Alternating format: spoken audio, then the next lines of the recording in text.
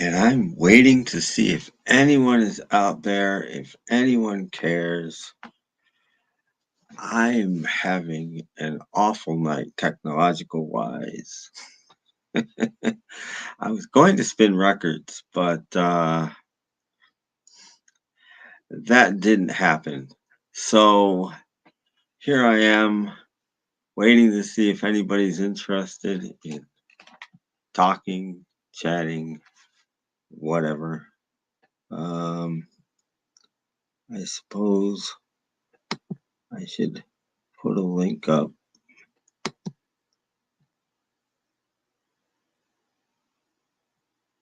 I'm trying to put a link up.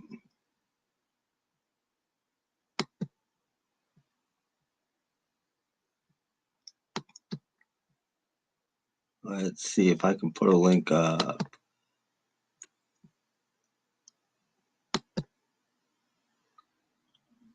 There's a link. Tom's Vinyl Shack.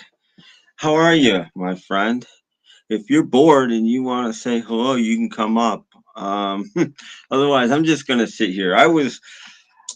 I bought a couple of years ago. I bought this cheap Victrola record player, and I finally found a power cord that worked for it. And I was gonna spin trashed records tonight. That was my whole goal for tonight.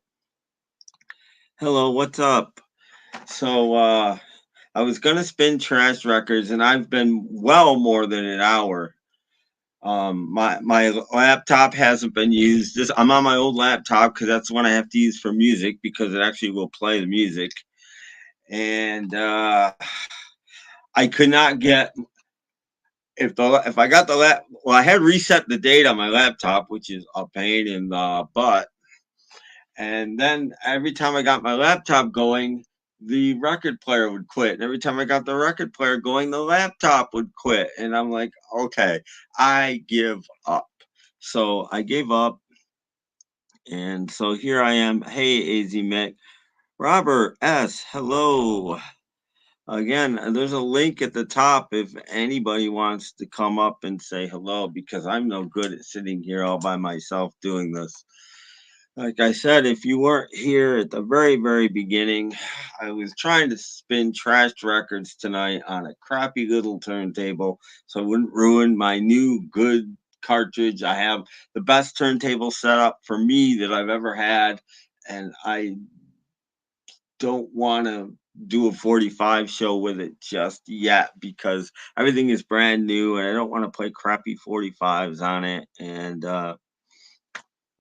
but over an hour and probably 15 minutes I spent trying to get this together. And everything I tried failed. Hello, Paul. How are you? Again, I don't have anything planned except I was going to spin records and I can't. So here I am. If anybody wants to come up and say hello, in person kind of thing, that would be great. There is a link at the top. Um, because otherwise I'm just going to sit here and rant about, you know, my house is awful. I don't have enough outlets. That's it. I only have one long extension cord, which is plugged into another room, which I'm using right now for my laptop, but that only has one end on it. And the only thing I have that has multiple ends on it, my little record player would come on for 5 seconds and shut off, and come on for 5 seconds and shut off, and come on for 5 seconds and shut off. And I'm like, what the heck is going on? So then, uh, and my this laptop I'm on hasn't been charged for 4 months, so that's dead. So I have to use the power supply for this, and not a good night. But anyway, Captain Copter, hello, and anybody. I don't think I missed anybody else. Hello, hello, hello. So I'm just sitting here hoping somebody from my other crew. Steven, you want to come up and say hello for a minute? Does somebody want to come and talk to me? I'm not having a good night, and I'm hoping that somebody comes and at least says hello for a few minutes because otherwise I'm just going to be sitting here talking to myself like a damn fool. Um, Anyway, I was gonna advertise on Ski Lodge tonight that I'm spinning records tonight, but I'm glad I didn't because guess what? I'm not. And we have someone. Uh-oh. What happened? What is going on?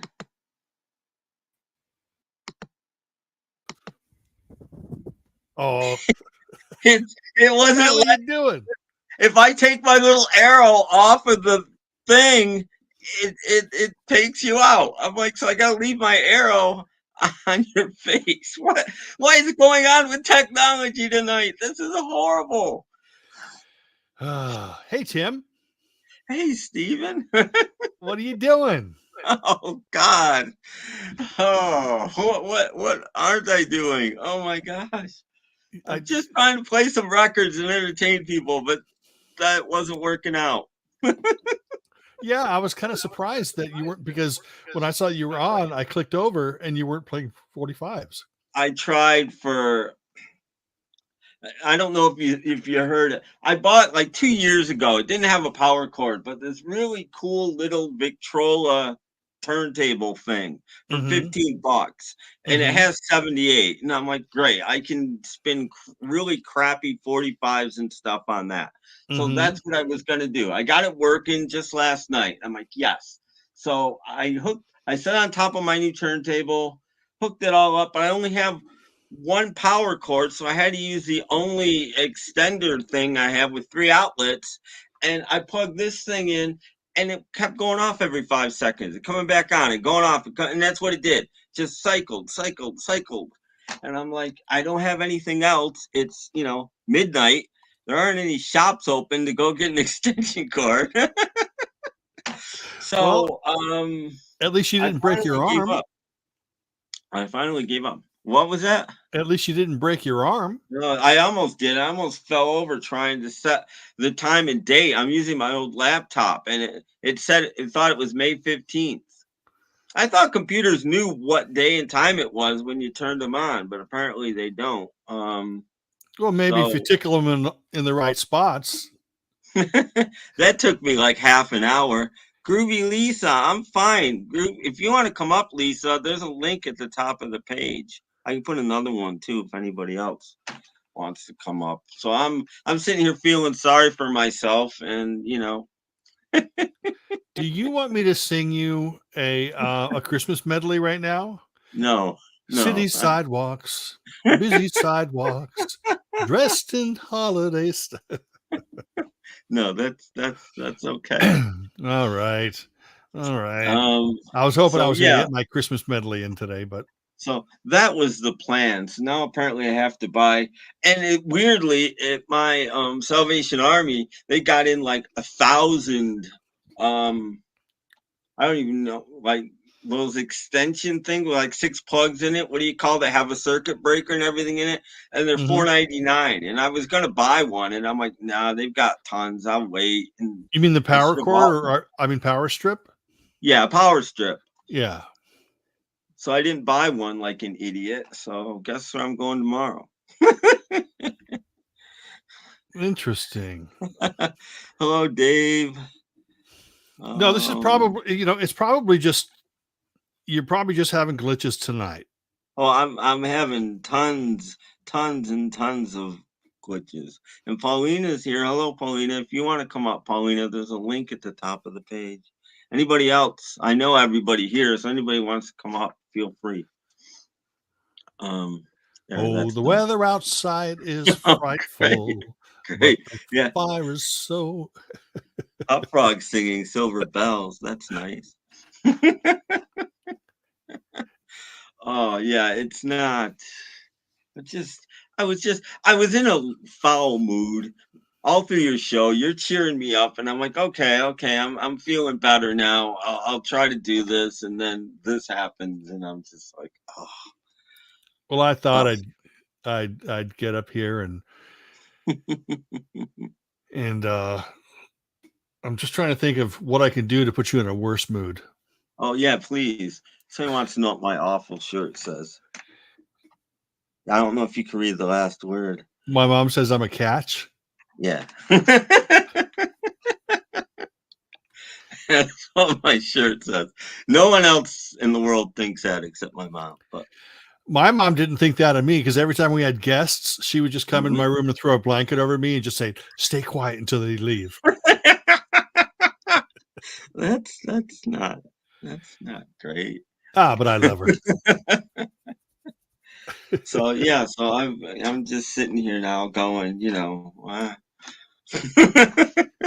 Yeah, but I was just I had just finished editing a video and I was going to post it, so I went up and I saw that you were live. So, like I said, and I go, "Oh, he's not playing records. That's weird." And then, of course, now we know why. yeah, I tried. I'll either make this work or just maybe I'll play like I did it once before, side one track one of albums because it's hard to play, album tracks live. You can't cue it up. You can't, it just doesn't work. You can play side one or track one, side Do you want one. to borrow some CDs? You can probably play track one of those. No, that's okay. I have plenty of CDs. Okay. But anyway, so yeah. Uh-oh, somebody's trying to come up, and I'm afraid if I move my thing, you're gonna go away, Steven, but I'm gonna try. See what If it happens. happens, it happens. You're you're still here. Okay. Let's see. There we go. Well, don't move the cursor away from Lisa, or else she's going to disappear. I mean, maybe that No, no, again. she didn't. She disappeared. I did. How you guys all been? How's life? Oh, Oh, it she was disappeared good again. till an hour and a half ago. Yeah, I heard you were trying to play some tunes and your thing crapped out. Wait a It minute. did. It was good. It was good until an hour and a half ago. Didn't Ski Lodge start an hour and a half ago? No. Sea Lodge ended an hour and a half ago already, believe it or not. Oh, was it really that long ago? Yeah, no, I've been well over an hour trying to get this working. Were you trying Anyway.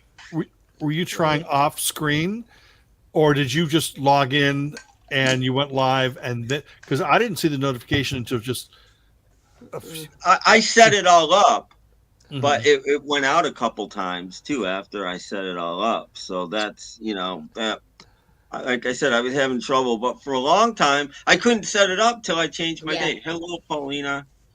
I had to change my date and time and everything, or it wouldn't even let me do anything. So and I got it propped up on a thing way up high. So I'm trying to do it up there. Finally, I brought it down and sat in my chair and put it on my lap. And I'm like, Yeah. this is driving me nuts.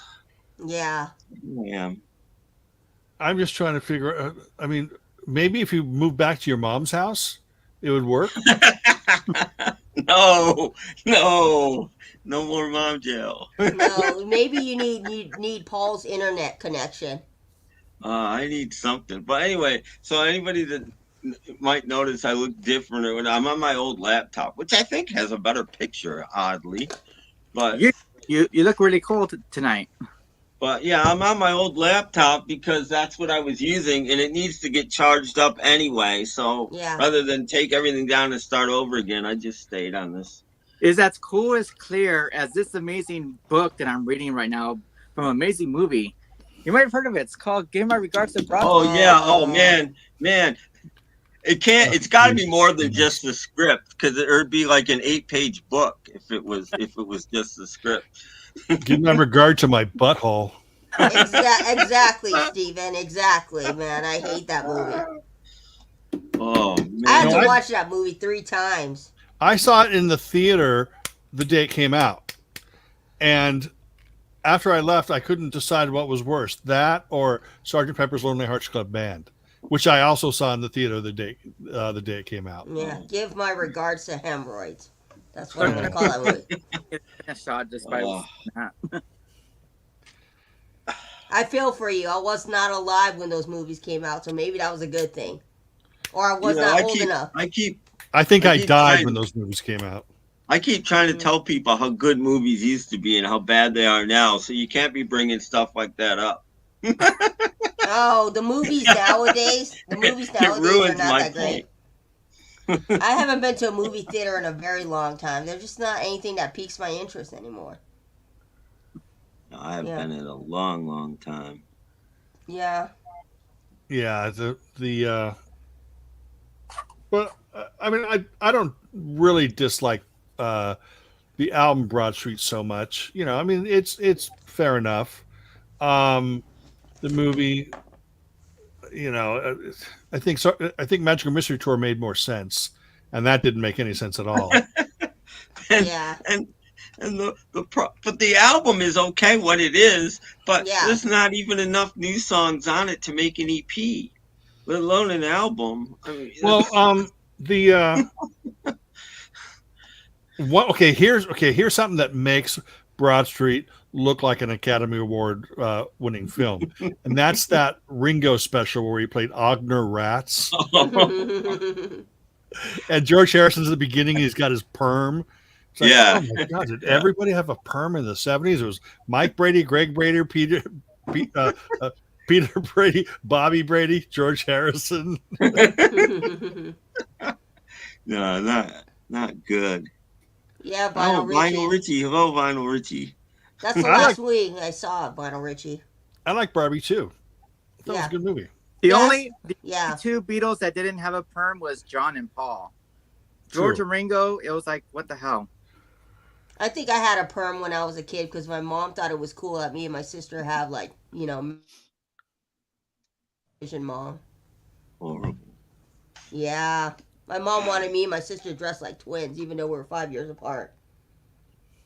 I don't get it, but. Mm. Yeah. My twin brother died when I was 8. No, not really. I didn't have a twin brother. I just wanted that just instant sympathy from people. But Yeah. Right. I wanted my twin brother to die when he was 8, but he didn't. Ooh. We worked it out since. No, I'm saying when I was 8. Yeah. We would fight like you would. I mean, we'd knock the closet doors off the hinges and have to fix them, and we Rowdy beat boys. each other to death a bunch of times. yeah, my brother is 11 months older than I am. And so, you know, we shared the room. You know, usually when, you know, we didn't get like, you know, the handheld tape recorders, Yeah. you know, you used to have when you were kids in the early 70s or whatever. You know, I got one of those for Christmas. We both didn't. So we both ended up, you know, it was always a communal thing. So if one of us got something, then we both kind of shared it. You know, kind of like I mean, we didn't have a problem with it. It wasn't an unwritten rule or a written rule. We just shared stuff. And but then, you know, occasionally like Uncle Dave would come visit, and he brought both of us Batman helmets. So this must have been 67 or so, 66, 67. And they were like the hard plastic, but you put them over your head, and they got, you know, because we were big fans of the TV show. And, you know, there'd have to be 2 bowls or 2 boxes of cereal if they had the Green Hornet decoder ring in it.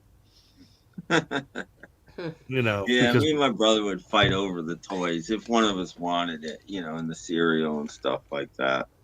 yeah, Sometimes neither of us would want it.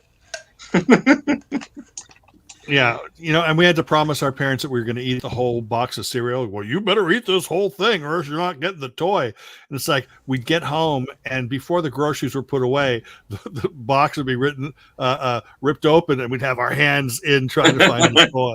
Yeah.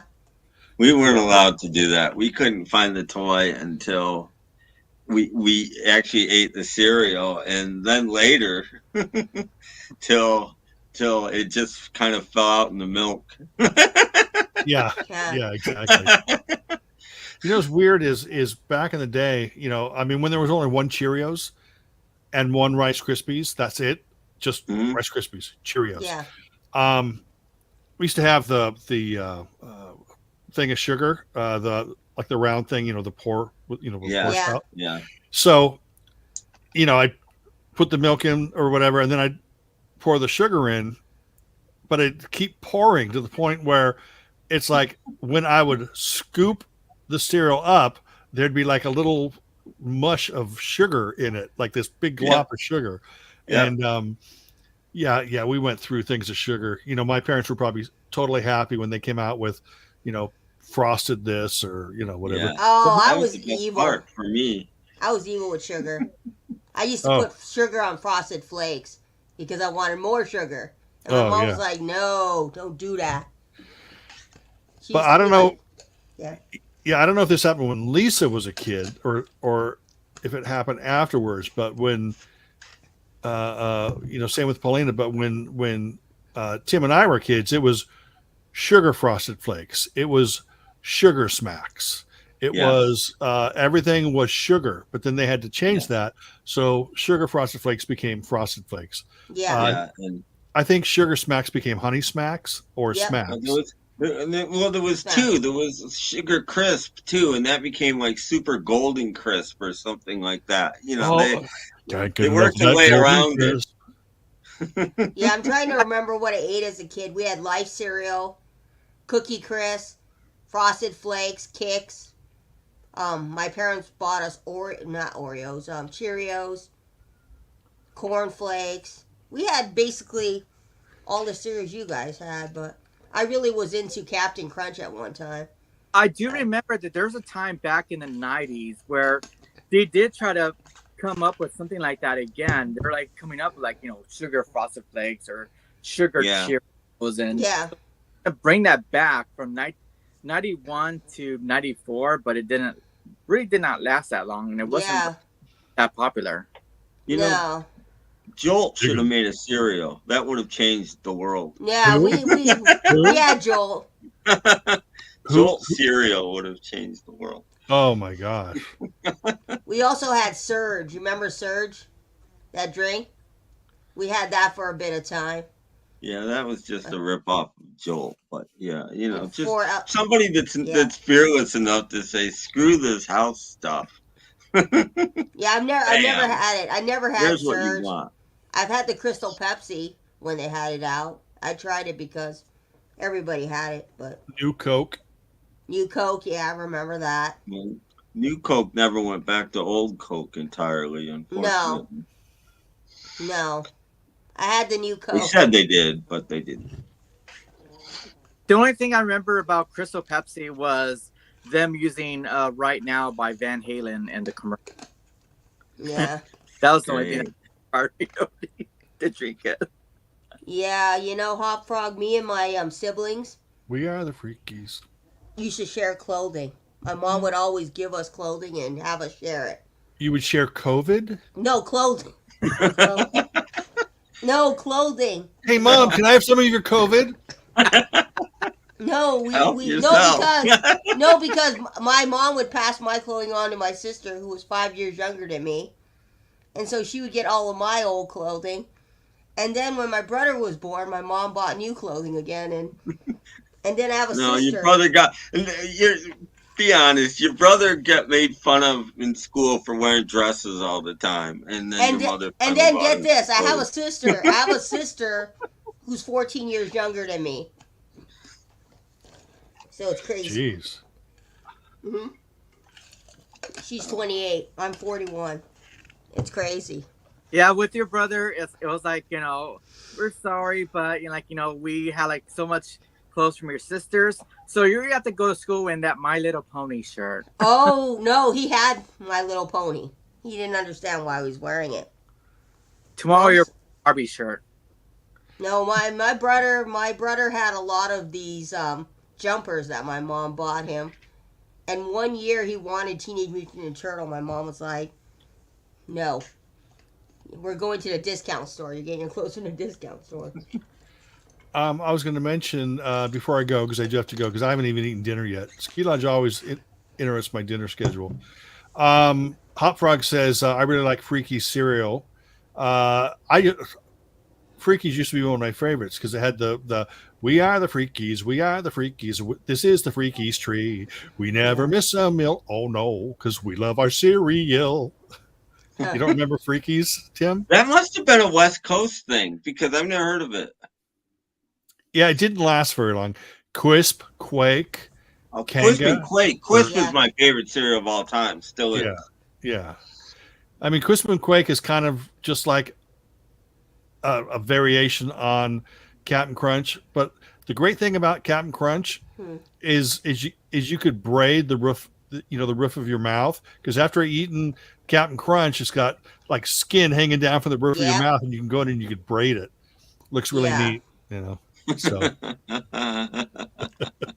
So okay, I will see you all later. It's I don't even know what I'm going Okay, to have. well, thanks for coming up and saving me, Stephen. I really Well, appreciate it. you got it now. Now you've got people to carry on. So all should be well with Tim Allen. So good night, Lisa. Good night, Paulina, and good night, Tim, and good night, everybody else. All right. Good night, Stephen. Thanks for the Good night, great Stephen. ski lodge. You got it. Thank you very much. Good night. Yeah, I totally lost that book for some reason. Moonstone cereal. I don't remember that. Don't know that one either. I mean, I'm thinking of the cereals that I grew up with as a kid. We had Kix. We had Frosted Flakes.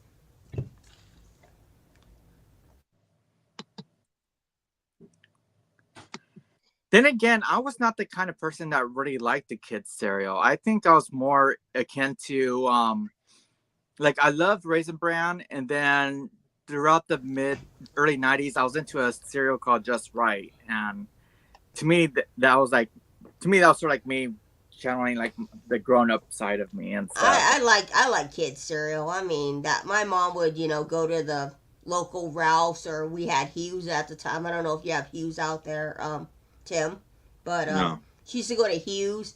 It was a chain of California stores, and she used to let me pick out the cereal. That was exciting times. Like most of my 80s, I remember eating Kix. That was my go-to cereal. My mom used to get that for me. I didn't. The Kicks weren't even invented yet when I was a kid. Yeah, it was probably when I was a kid, but Don't yeah. remember that one, Hot Frog. But Oh. weirdly, I don't know if Steven's still listening. Sometimes he is. There was Quisp and Quake when I was a kid, and you got to vote on whether to keep Quake or not. And everybody voted against Quake because Quake was the bad guy and Quisp was the good guy. So they got rid of Quake. But then, like 6 months later, King Vitamin comes along, which is still around but under a different name. And King Vitamin was basically Quake in a different shape.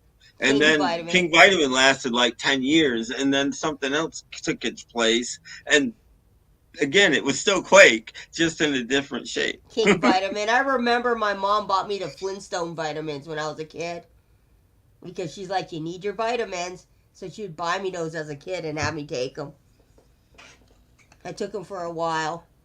I don't think I noticed any visible difference in me, but I was like, okay, you bought them for me, I'll take them. She's like, they'll make you stronger. I was like, I don't think so.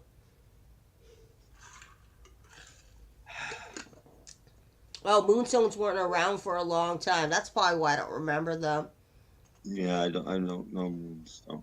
No, I just remember the basic cereals that we had.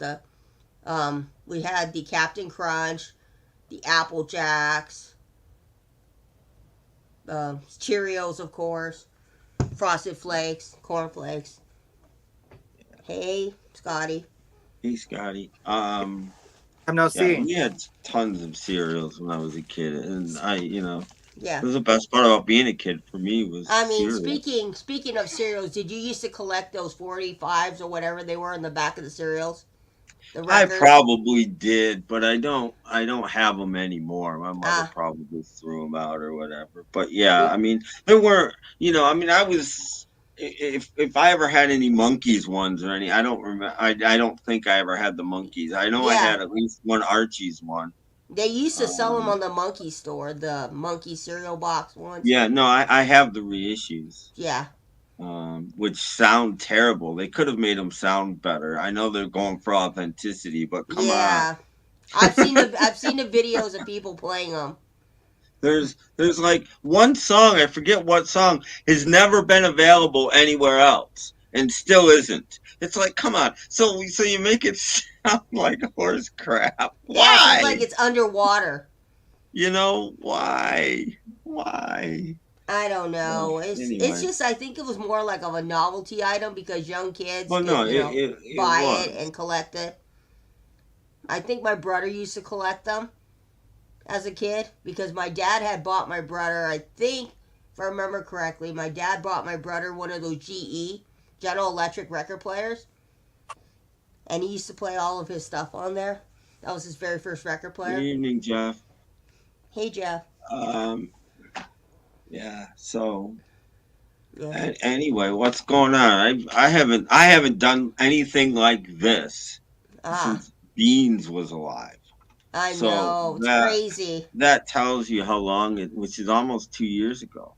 Yeah, I can't believe yeah, Um, it's been 2 years almost since Bean's passed. almost, yeah. So okay, I wasn't going to. I was going to play some records, but that didn't happen. God had other plans. God was like, Tim, Well, somebody had other plans. I uh, don't know who, but it was Tim's evil twin. Just kidding. uh, I was so frustrated tonight. Oh, believe me, I know how you feel. I've been frustrated because I'm finally getting over this cold, and it's like I can sleep now because it was frustrating for like a few nights. I would like be up all night coughing, and I was like annoyed as hell. Yeah. But now it's just like mucus. That's all it is now. So Well, that's good. Yeah, yeah. Scotty, I was gonna play records like I usually do, and I hooked up this cheap turntable. I was gonna play trash records. That's what it was called, playing Huh. trash records. And I couldn't get my computer and the record player to be on at the same time, and they shouldn't have anything to do with each other. And I was getting so frustrated. So Yeah. finally, I just changed the name of the stream and did this. So here we Yeah, are. no, I feel you. There's some times But, when I but get I mean, frustrated too. I spent about an hour and 15 minutes trying to do that before I finally gave up. I'm like, okay, enough of this. Yeah. So yeah. Have you So pre-ordered any records or bought any records recently? I've got one coming tomorrow, Ah, and I don't know if I showed you guys this or not. I no. got this, Nice. Ray Davies. which yeah, it's Yep Rock's, not Yep Rock, Gem Records tribute to Ray Davies. This is the Cool. fourth one. There's a new Rolling Stones one. The Midnight Callers are usually on them. The Weaklings are usually on them. All their artists. Airport 77s. I've not cracked this open yet, but it's coming soon. This came a few days ago, and it was cheap. That's why I got it. I keep checking Amazon for cheap prices, and Yeah. that was $19 and change. I'm like, Amazon okay. has some pretty good deals. I got a record And it one was the from San last Francisco. one.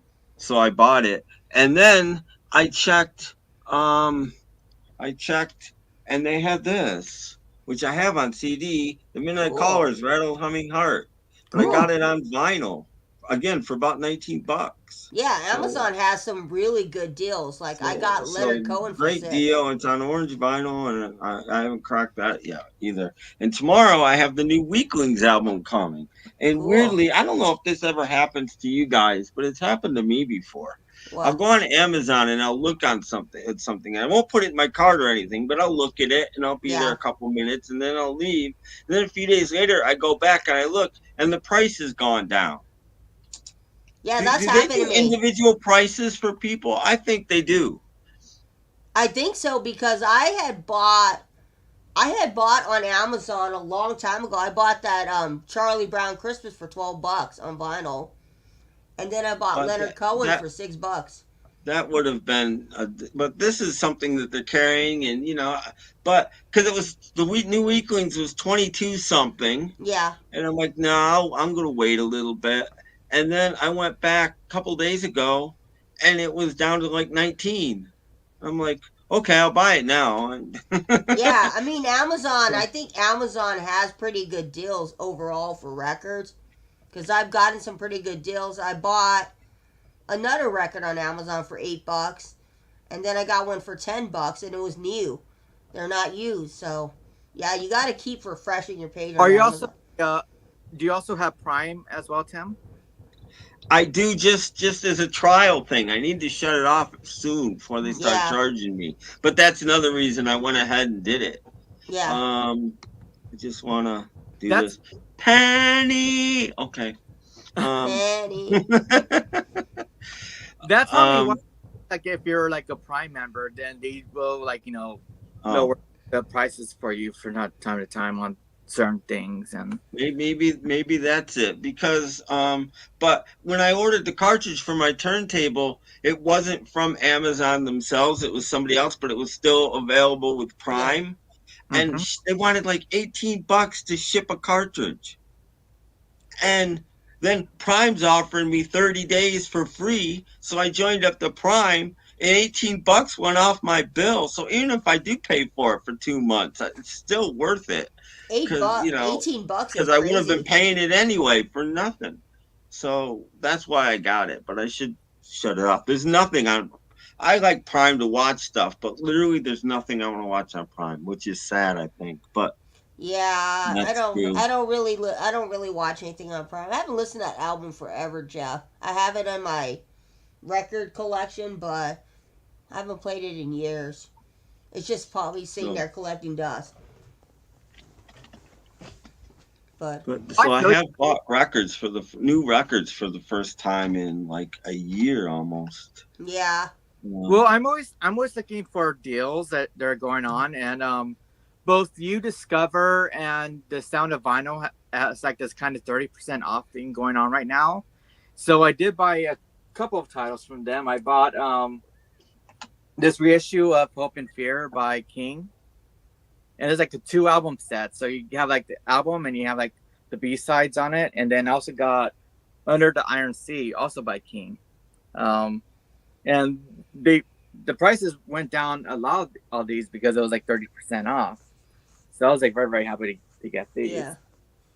I buy new records, but I'm kind of at a point where I'm not buying a lot. Because there's other things that are more important right now. But I still buy records. But pretty And soon then I'll probably run out of. that was from Sound on Vinyl, but I did go on You Discover, and I also got a stereo of Pet Sounds, Ah, and the record on this one. ooh, that's pretty cool. And it only cost me about like $18-19. wow. Yeah, I got my black pressing of that, and I'm content with it. If I didn't have the black pressing, I might have sprung for that one, but they don't need too many pressings of Pret sound. But I did come back from San Diego because I was out there meeting a surgeon, and Hmm. the record that I was happy to find is this one right here, featuring Nora Jones, and she's working with everybody on this album, like the Foo Fighters, Willie Nelson, Q-Tip, Ryan Adams, Ray Charles, Belle Sebastian, and my favorite one is her collaboration with Charlie Hunter, and they do a version of "More Than This" by Roxy Music. And this album is hard to find because it's been out of print for years. And if you were to find this, it goes for like 100, but they only sold it to me for 20. Wow. So I was like, Yeah, they probably did not know what they had. yeah. Tell me about it, Hop Frog. He's not happy that his team is losing. His Angels. Oh, they're losing tonight. Oh, Yeah, I he know. went to the game. I was staying I was staying in San Diego because that's where my surgery is going to happen, and I was basically watching the Angels kick the Padres' ass, and that was hard to do because my family is a very big Padres fans. As a matter of fact, my uncle and his girlfriend is out there at the Padres game right now. But it was like they basically beat the Padres for about 3 games straight. And it was weird because I like the Padres too, but I'm very much an Angels fan. So it's very hard to be there while they're like kind of pissed off that their team was losing, whereas my team was winning, and I was like, "Oh darn!" But in my head, I was like, "Yeah, Yeah. Yeah, I don't really follow much sports. My family is mostly football. That's what we watch. Is mostly football. So, yeah." I I have to do don't. something. Pardon me. Okay, yeah, my family's mostly a football family. We watch every football game. Doesn't matter who the team is. My dad watches it. He's just like religiously glued to the TV. Okay. Yeah. Let's see. I like Belle and Sebastian too. I love indie rock. Belle and Sebastian are great. Also, I love Belle and Sebastian. I need to get some Belle and Sebastian. Katie Lang.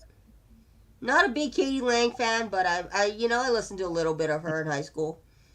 Me either. I liked her more when she just did basically alt country and a little bit of rockabilly, that sort of thing.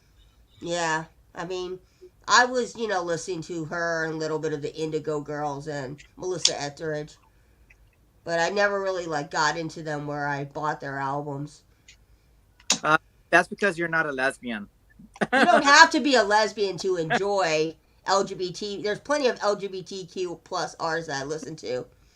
Don't have to be a lesbian. Straight people can enjoy it. Just kidding. I know. But I'm like. You just named off like the biggest lesbian artists right there. Katie Lang, Indigo Girls. You know who I like? I like Tegan and Sarah. I like them. I saw them live. They were fun. Yeah, I did. I did name the biggest ones. You didn't say Liz Phair or Sarah McLachlan or Paula Cole. You list all the lesbians. Paula Cole, but Paula Cole I never really got into too. She had like a couple of songs. Where have all the cowboys gone in? I don't want to wait. And Sarah McLachlan. Every time I think of Sarah McLachlan, I think of that song "In the Arms of the Angels" with the dogs. Yeah, yeah. You can't hear her without picturing shivering puppies in the snow behind in a cage. In a shelter. For $1 a day, you can save Bruno from being killed at the shelter. Hi, I'm Sarah McLachlan. ASPC.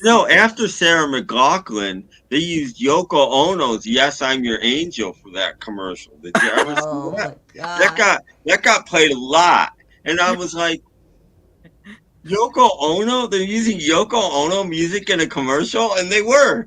I was like, oh my God. You forgot one of the big artists of the late '90s, Sonny Coven. Remember her, Paulina? Sean Coven. Sean Coven, yeah, Sonny. Sean Coven. Yeah, I bought her. I bought her on CD. Cheap. It was probably cheap to use that Yoko Ono song. Yeah. I don't know, but as a matter of fact, because is on tour right now. She started her tour like about a month ago for Fumbling Towards Ecstasy, and she did like this whole thing, a promo video where she was like with a dog. She's like, and she had the song on it, and she was like, "Hi, I'm Sarah McLachlan, and no, I'm not trying to save animals this time. I'm here to talk about my new tour." And I was like, you remember the time when the '90s? She knew like that. She was trying to crumble her own meme. I was like, oh, cool. She gets it. She totally gets it. Yeah. I mean, you remember all the commercials we had in the '90s? Remember the time when they were trying to blend rock, or was it rock and techno, with like Gregorian chants? Remember Enigma? Oh my God, that was like, as a kid, I was like, that's weird music. I've always wanted that Pure Moods CD. I was just seeing an ad for it, or is it on TikTok, Pauline? I saw it, and I was like, man, I remember watching it as a kid. I have Enigma in my CD collection. Because there's like a song in there that Dave Stewart did with this other girl. Yeah. I've been meaning to get it too. But I remember hearing that song. I was like, this is a really cool song. I like it. I mean, you know who you have on Pure Moods? You have Mike Oldenfield on there with Tubular Bells. And I'm like, how is that? I know you have, and like Enya. Yeah. Oh, my mom loved Enya. I used to tell her, stop playing that Enya. She would always play it every day. I hate Enya. Sorry if you love Enya. My mom killed my mood for Enya. I can tell Tim doesn't like Enya either. We had a station, and I must have been living in Buffalo at the time. I can't remember where I was living, but what the heck was it called? But it was one of these, national stations where everybody, they played the same song at the Yeah. same time, and it was that. I can't remember what you called that kind of music, but it was all Enya and that kind of stuff. Oh, the new Oh age my, stuff? yeah, it Oh was a my new age station, and Oh my man, god, my mom bought the Yanni glory. the VHS. She was into And all I had that a new friend, age. brother Mike, um, was the late night DJ on that station before it turned into that. Ooh. And he kept his job. He was still the overnight guy, but now all he had to do was change some carts once in a while and stuff. And he just sat there all night. He brought me in one or two times to DJ with him, and he loved the Motel 6 commercials. So it didn't matter what commercial he was supposed to play. It's like it's the middle of the night, nobody's listening anyway. He put in a Motel 6 commercial. I mean, we had a station out here that used to be kind of new ageish, called And we Wave. actually one night we actually went out, and it was only a couple blocks away. I remember it was really snowy and cold, and we walked to this club in Buffalo, the Continental, and we watched a little of Green Jello's set, and then Ooh, went back to. And he's like, "It won't matter. I'm supposed to change DJs in like an hour just for like local spots." yeah. But it's like no one will notice if it's the wrong DJ. So we went for like 2 hours and watched Green Jello. Jello, they were still Green Jello then, and then came back, and I had to go up on we had to go up on the roof. It was really snowing that night too. We had to go up on the roof and shovel the satellite. I remember we had to do that. Were Green Jello the one that did that Three Little Piggy song? Yes, they were a local Oh, Buffalo band. In fact, that yeah. guy I know that I talk about once in a while, Jim Wispiza, that was in Brian Wilson's band. I'm assuming he's not now, No. but he was one of the drummers for Green Jello. Yeah. Remember And the first time one I of the heard main that? songwriters. I don't know if he wrote Three Little Pigs. He might have, um, but he wrote like they had a song called "Tripping on XTC." He was a huge XTC fan. He wrote that one, and there was a song about the Skajakwada, which was the main highway in Buffalo. He wrote that one. I don't know Cool. what else he wrote, but Yeah. yeah. Yeah, when I first saw that video, I was like, what the heck? that takes me back to Beavis and Butthead and Liquid TV and stuff like that. Ren and Stimpy. Yeah. Yeah, I Rocco's used to Modern World. Once in a while, I'd go to the thrift store with the Salvation Army with Jim and Bill Manspeaker, the lead singer of Green Jello. And I hated going with those guys because they would steal. And I'd be like, oh, God, I don't want to go to jail. Nah. So I'd be paying for my stuff and they just walk out. I shouldn't say this, but I will. Jim, one time, he was wearing this big overcoat, and we get outside and it was cold out. He takes Yeah. off, he's got a pea coat on underneath. He stole a pea coat. I'm like, how the What? hell did you do that? Did he ever get caught? He's laughing. No, I think he might have even stolen a guitar once from What? there. wow. That I don't remember what man speaker stole, but they both would steal stuff. I mean, the I mean, only they were thing. young. We were all young. Okay, I was a little Wow. older than them, but not very much, and we were all pretty young, and but I mean, still. if we're admitting things, So. when I was young, probably about 10, I took my brother's $5 bill from his room. I know. I took it and I spent it on candy. And my mom was like, "Where's your brother's money?" And I was like, "I spent it." My mom goes, "I gave it to him." And I was like, "Well, he was like, what was I, about maybe 11 or 12?" I was like, "He's little. He doesn't even know what money is." He was like about 5 at the time. And my mom goes, "Still, you can't steal his money." I was like, "He doesn't know how to count." And my mom got mad at me. And then she gave my brother another $5, and I didn't steal after that because my mom's like, I will not give you money anymore. Yeah. Hello, Darren. Hey. Hey, Darren.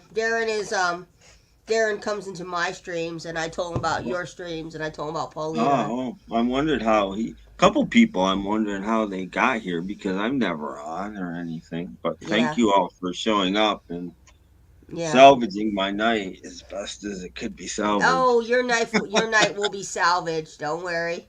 Oh, I went to. I mean, I had a pretty good day. It was. Well, It's not. It's still. It's so cold here. Well, my story is that I used to work at an instrument shop here in Indio, and the thing was like I worked there and I did like a lot of work for my boss there, but he only will pay me about $5 a day. Uh-huh. And so what I would do is like from time to time, I will go into the cash register and I'll steal about $10 more. Ooh, you're worse than me. And what I did with that money, I would go across the street and I would buy those twofers of the Beach Boys. So I basically, by doing that, I basically built up my Beach Boy. Wow. Wow. The worst thing I ever did at a job, I think, is when I worked at a record store. This guy bought in a pile of 45s, and I gave him like I don't know, like $10 or whatever. I don't know what I gave him. And in the stack of 45s were 2 on Ardent Records, which is Big Star's label. I'd never seen an Ardent record at that point in my life. I'm like, oh my God. So I took those records. I put an extra $1 in the thing and in the cash register because I bought them for 50 cents each, basically. But those went home with me. That's like the worst thing I've ever done, which isn't very bad at all. But I mean, I've never really done anything. Oh wait, no. One time, I know I shouldn't have done it, but one time, the worst thing I ever did was I went on the bus without paying. Yeah, I learned my lesson. I had like $100-something ticket for that. The thing about the place that I worked at was like, in a way, it was kind of easy to steal because, like I work in the back, like where the counter is, and so my boss, like, he'll actually will be in his office watching porn because that's when the internet started to have porn, and so while he's doing that, I will like steal like a set of guitar strings, take that home with me.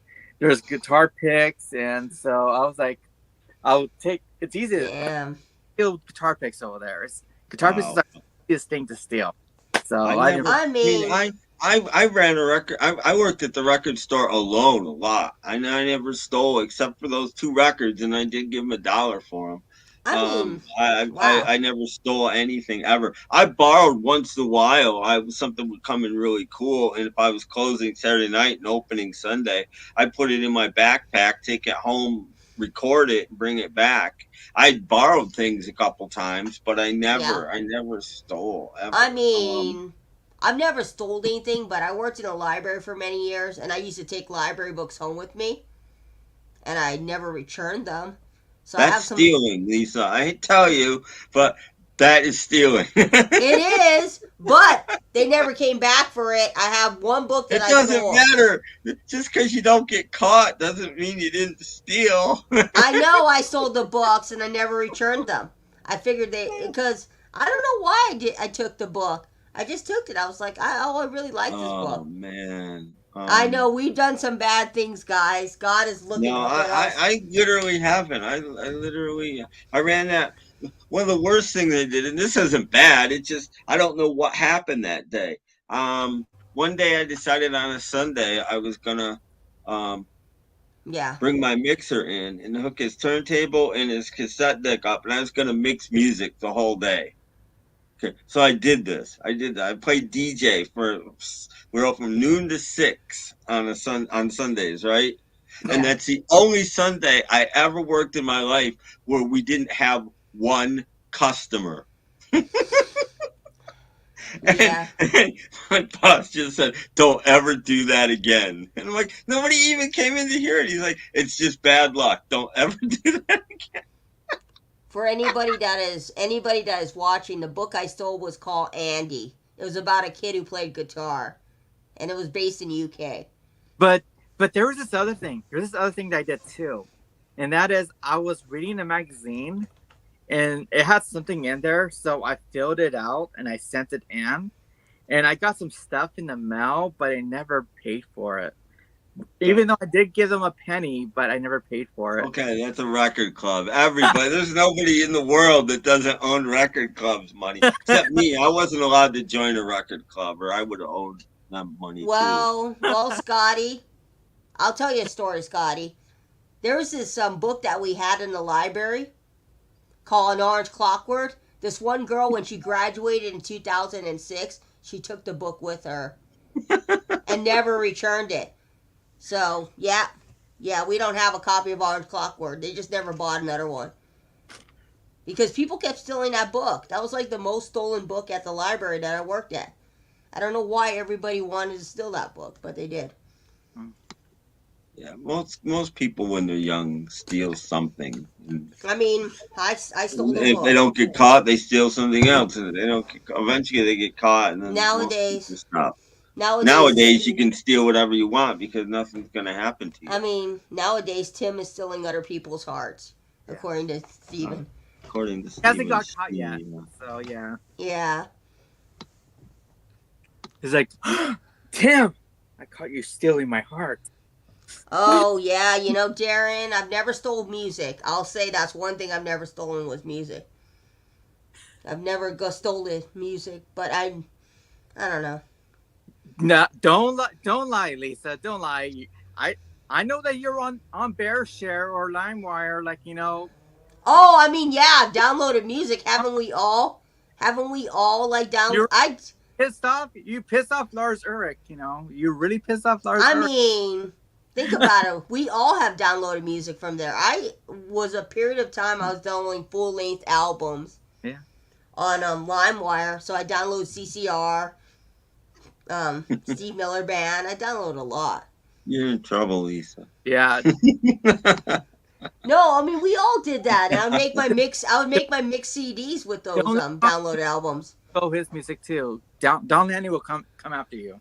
So you're a librarian, Scott. Well, yeah, no, I know my libraries very well. Did it for many years. Yeah. I would have gone that nice pickup truck, you know, the one that from Ford, you know, but there's like this girl out there in LA, she stole my album, my music, you know. I cannot find her, but I heard her name was Lisa. I mean, when you think about it, a lot of people in the late 90s and the early 2000s were using LimeWire, Napster, BearShare. Yeah. And I used to burn them to this program called Roxio, which I used to make CDs with. And I would give them to my sister, and I'd give them to my friends, because I didn't want to buy them CDs for their birthdays. I was like, here, have a mix I made. It's free. You got my signature on there, too. Mm-hmm. Yeah, like my friend one time, she didn't want to buy me Taylor Swift, so she burnt it for me.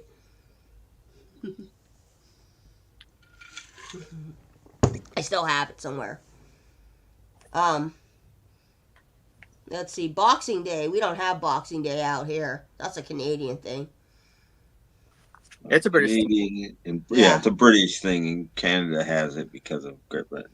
Yeah, well, they also have the Queen on their money too in Canada. Yeah, that's why they have Boxing Day. Yeah, I don't buy a lot of things from Canada. It's too expensive to ship out here to U.S. Well, now it is. Now it is, yeah. I paid $20 to ship something one time. Never again. Man, and it's getting more and more expensive. I just heard today that eBay is making now for anybody that sells on eBay, Alaska, Hawaii, and Puerto Rico, you have to use their international shipping program. They're not calling them part of the United States anymore. They're not considering Alaska and Canada part of the United States? Nope. Not as far as shipping goes. Nope. But Alaska and Canada is pretty expensive for shipping. I don't know if Exactly. And they made it part of their international shipping I program. mean, But if you've seen I that don't video, I if don't you know see, if that's a good thing. yeah, I'm glad I don't live in I'm glad I don't live in Alaska because I saw the video of prices of food in Alaska.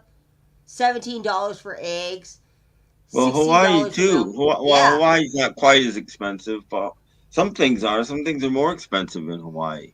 yeah, Lumber is outrageous in Hawaii, but yeah. it It's it's a lot of people almost move to free in Hawaii. Alaska because that's all they got. But Yeah. No, well, there's like somebody was showing a video in Alaska and they were showing how much TV dinners were and they're $11 in Alaska and I was like, wow. $11 for TV dinners in Alaska. We pay $5 here. Wow. And then they had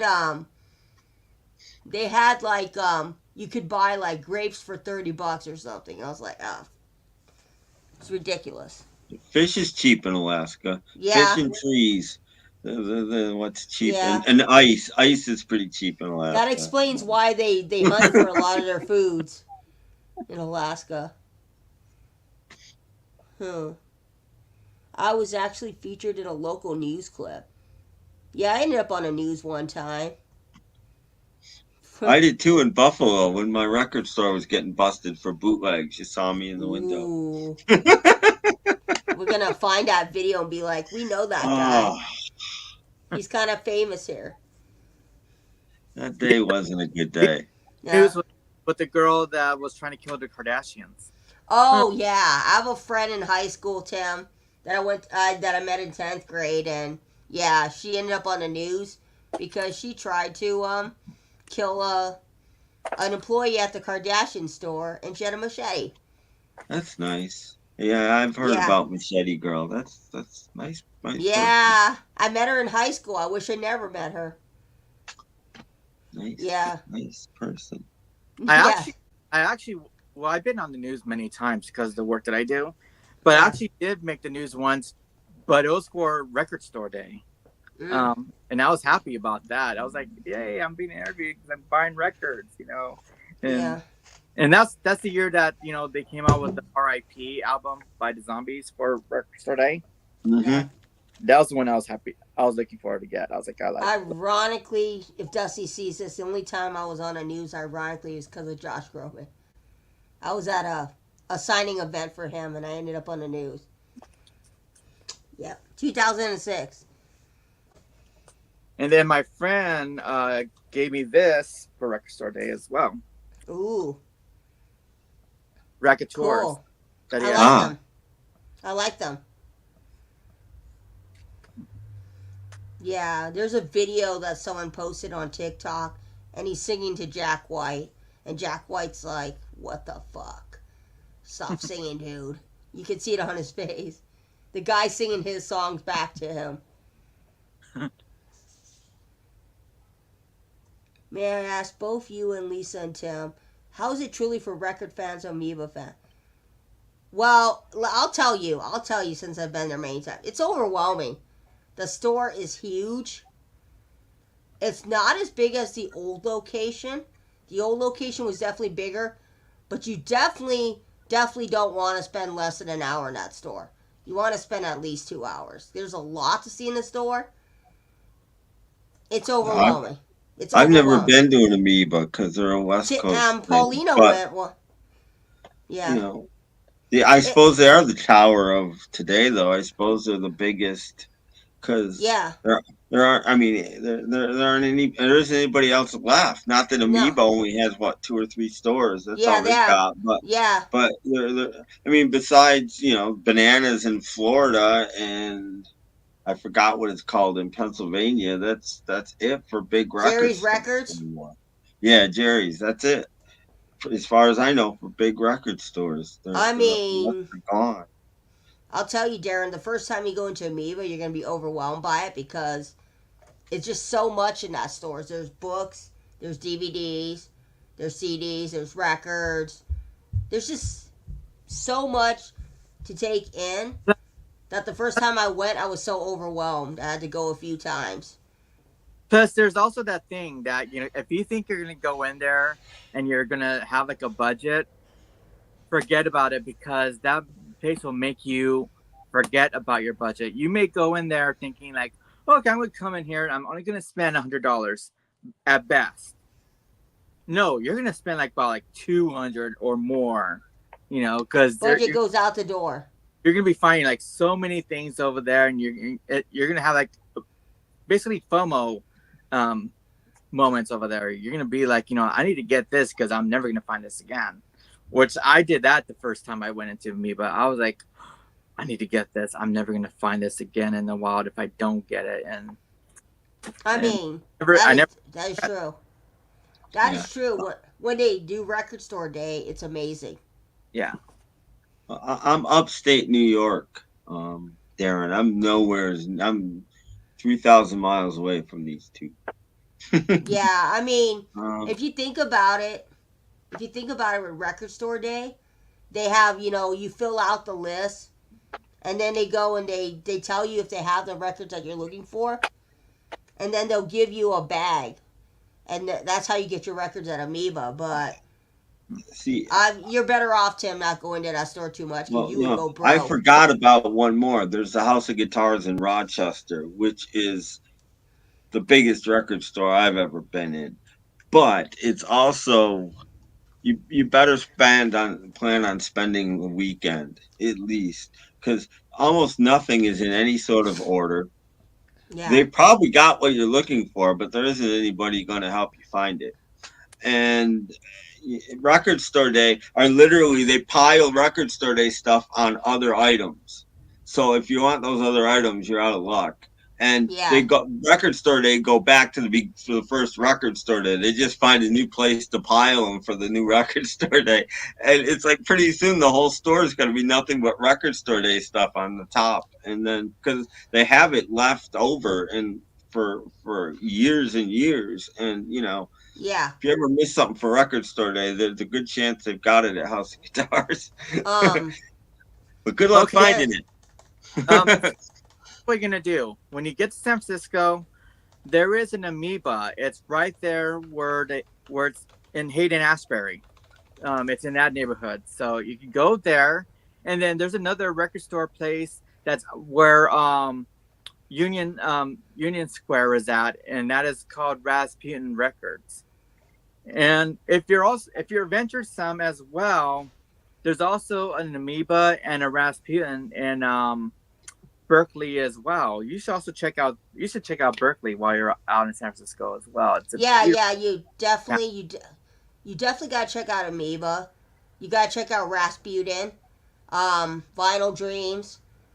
There's a lot of stores out there in the San Francisco or Hayden-Ashbury, as Paulina mentioned. Yeah. But there's only 3 locations of Amoeba. There's Berkeley, there's Hollywood, and then there's SF, San Francisco. But as far as record stores go, now I'm looking up to see what other record stores. Rocky Ricardo. The highest one is obviously Amoeba. There's another one there that I don't know if they're still around. They're probably not.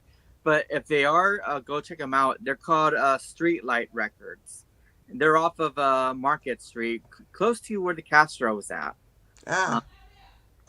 I'm seeing if they're on here. I remember a lot of great titles over there when I was last there. And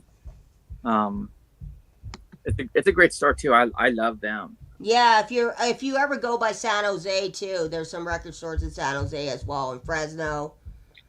But definitely check out Amoeba in San Francisco.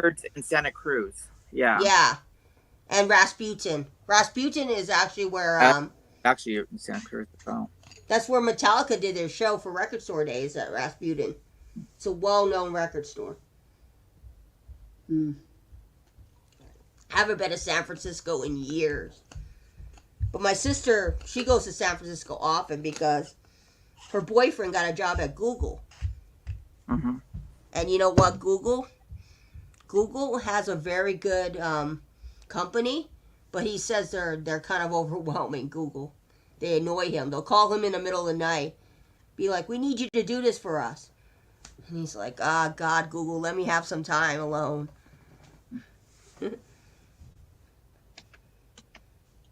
What I mean, yeah. If you think about it, Seattle is a great place, Darren.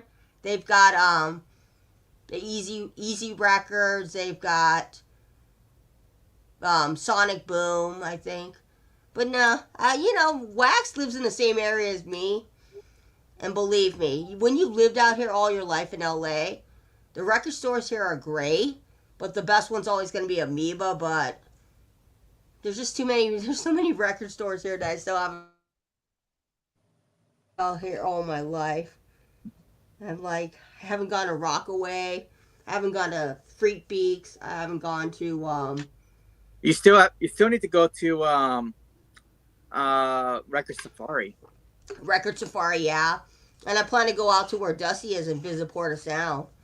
I haven't gotten out there yet. Oh, Record Safari, yeah. That's in LA somewhere. Yeah, there's Record Safari, and then there's the one that it's spun from, which is Glass House Records in Pomona. I think I've been to that one. It was okay.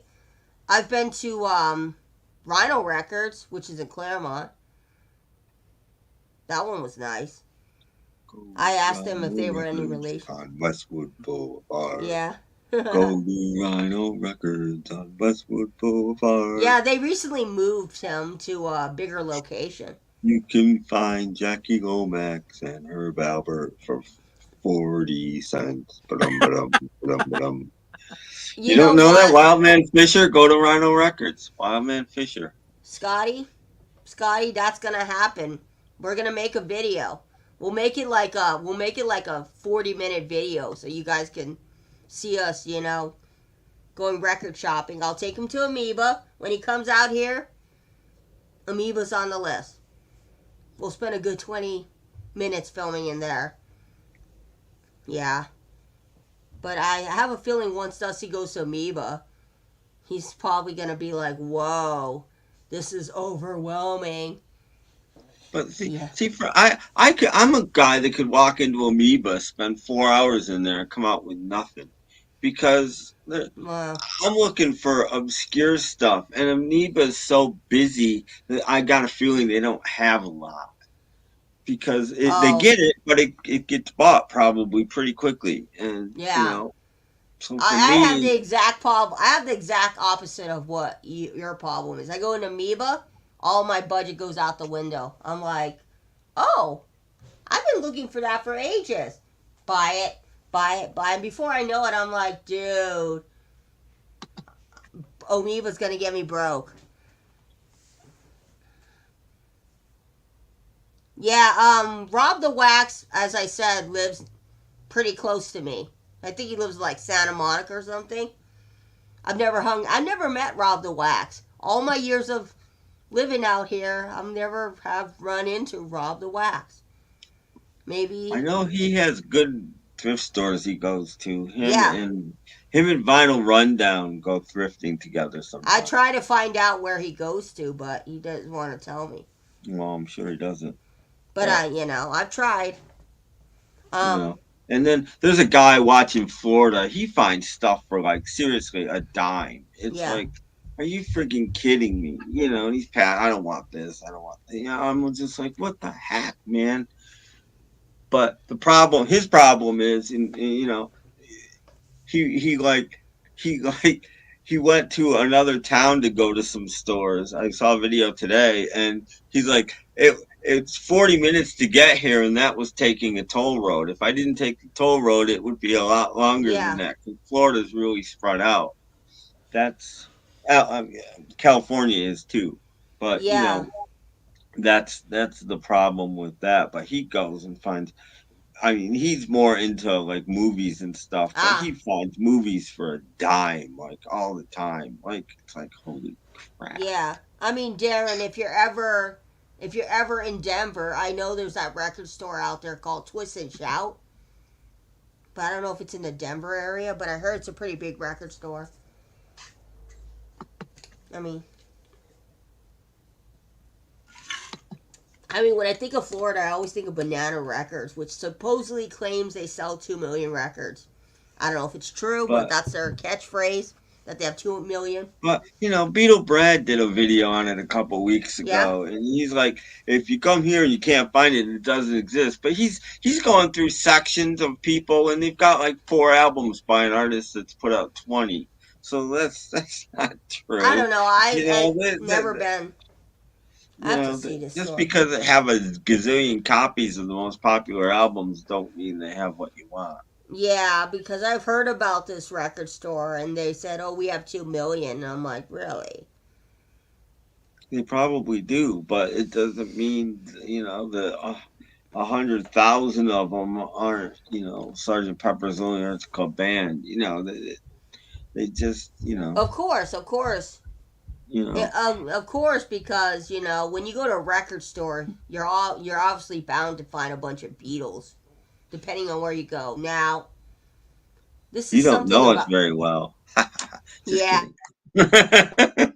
About my record stores, Tim. I don't know about yours, but my record store doesn't really have a lot of used Beatles.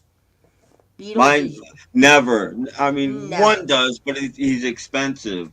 The one that's cheap that I've been to in like 3 years now. I've been there pre-COVID, and that was probably 9 months before COVID or something. Um, they rarely have anything in Beatles. I I mean, mean, one it's not time, that they don't get it. It's just that not being very many record stores, they probably don't have it a day. They nah, get it, but it's gone, yeah. I gone, mean, gone, gone. the last time I found a used Beatles record was probably 2000 and I want to see 17, 18. I mean, It they was get Abbey Road, some, but but not a lot. nothing It usually special, goes. nothing that I need because I've already got it. Yeah, but even if it's used, usually the used Beatle record go pretty fast because when people see Well, it, yeah, and they're not cheap anymore either. This no, place no, was fairly cheap, which is why I liked it. But I mean, I think I bought my Russian Hard Days Night there. But I mean, it's rare that they have anything. yeah, you're not gonna find things for cheap because 2018, when I paid $9 for that Abbey Road, I don't think 5 years later I'm gonna be paying $9 for a used Abbey Road Well, anymore. you could. It's still possible, but Yeah, it's not as easy anymore. Um, yeah, I got this was over a year ago now, but I bought at a record store day. I looked around the rest of the store and I found two of the McCartney albums that were reissued on Columbia, and I collect ooh, those. And they were like $5 to $7 a piece or something like that. They weren't yeah. expensive, and I'm like, ooh, I'm grabbing those because they're not great pressings. It's just nice I to have. mean, now that I think of it, wait, no, I did also find Ram. I found Ram for like $8, which was a pretty good price. And then I found the self title for like $5. Oh, I don't even know where Kingston, New York is, so can't be too close. ah, but yeah, if I go to New York City, I kind of want to visit a elusive record store that Mayo had in his Uh-oh. videos. Uh-oh. Somebody just tried to pop up and then maybe, but they didn't make it. Was I it don't was know. it Dusty? I couldn't say. It just came up for a split second, was gone. Yeah, Maybe it's Paul. Maybe Paulina's changing rooms. Maybe that's why she probably. left. Maybe it was Paulina. No, Oh, I'm still here. oh no. No, Then somebody else. You got a ghost trying to come into your stream. Hi, ghost. it wasn't you that tried to pop up just now on another.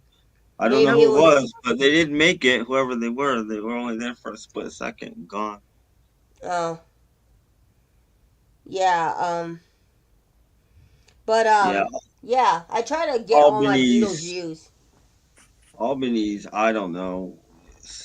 6 hours, 6, 7. I don't Wow. know. It's not close.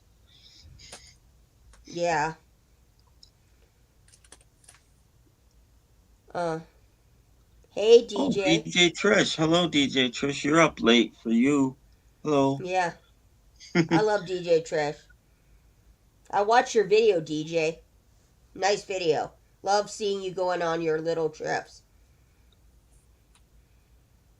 I like when DJ Trish goes on her bike and she shows us New Jersey because I have relatives in New Jersey. It's nice to see New Jersey. I've been to New Jersey once when I was like 10 or something. Yeah, I went when I was 3 because I have relatives in New Jersey. So my parents took me there. And my dad goes, New Jersey's not that exciting, but I This wanted you to see it. this is how long ago I was in New Jersey. We went to Atlantic City pre-gambling. That's how long ago. Wow.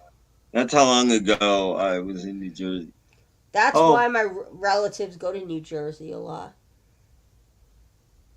we have someone. Oh, hey, that's Darren. Hello, Hey, Darren. Darren. You were the guy trying to come up, I think. That's probably his internet connection. Turn off Yeah. yeah. Okay. Hi, how are you?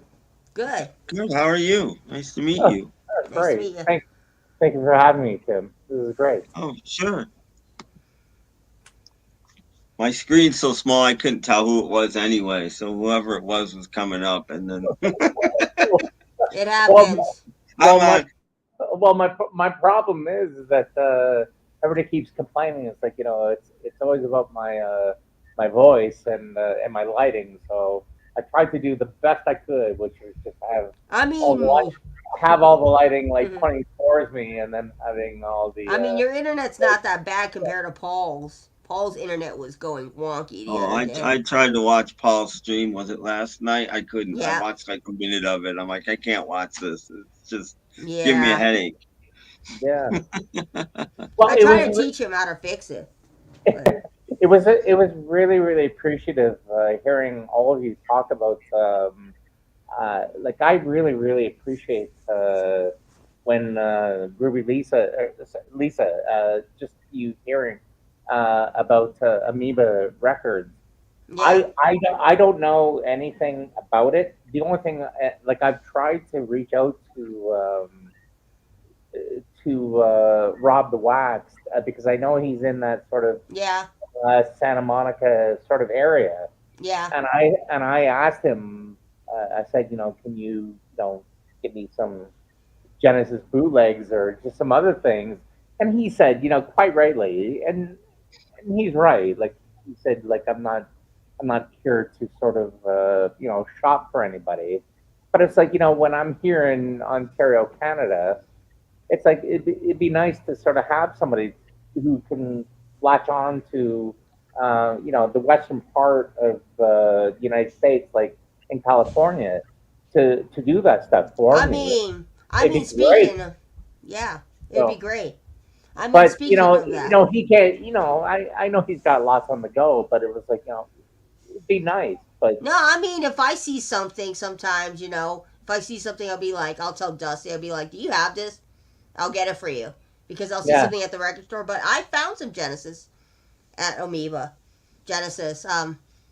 I found some 45s. I found some yeah, records for cheap.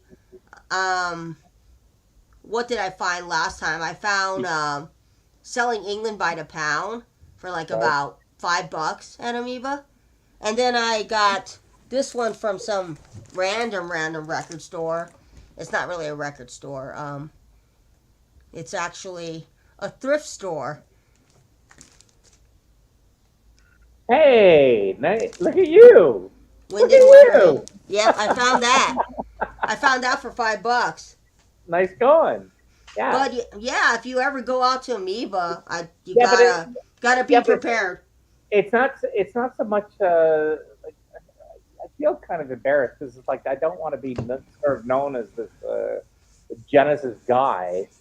But I Yeah, mean, if people find sort of bootlegs or like I asked Rob the Wax, like if you know something that's sort of sealed, like as far as yeah. like Brand X, the jazz fusion kind of stuff, like that's stuff that I'd be very very interested in. But because sometimes we do get it here in Hamilton, Ontario, but not so much. So you sort of have to you sort of have to reach out to like really really good folks like yourself. So yeah. Yeah. I don't know if Amoeba sells bootleg stuff, but I came across some stuff that I thought were bootlegs. Yeah. But Tim told me they're not bootlegs. It's just the way Taiwanese press the Oh, records. yeah, Taiwan. Well, technically they're counterfeits, but they're not really. I mean, they're illegal to sell in Taiwan. So Because I bought like a Taiwanese pressing of the Animals, and I looked at it and I was like, "Is that a bootleg?" It just looked really cool because it was an orange pressing, and I've never yeah, no, seen something like a that. lot of those records are. I have a bunch of those. Yeah, you just have to go in with a plan at Amoeba. Throw away your budget. Throw away your budget because you're not going to have one when you go there. And then you got to spend a good 2 hours. That's my tips.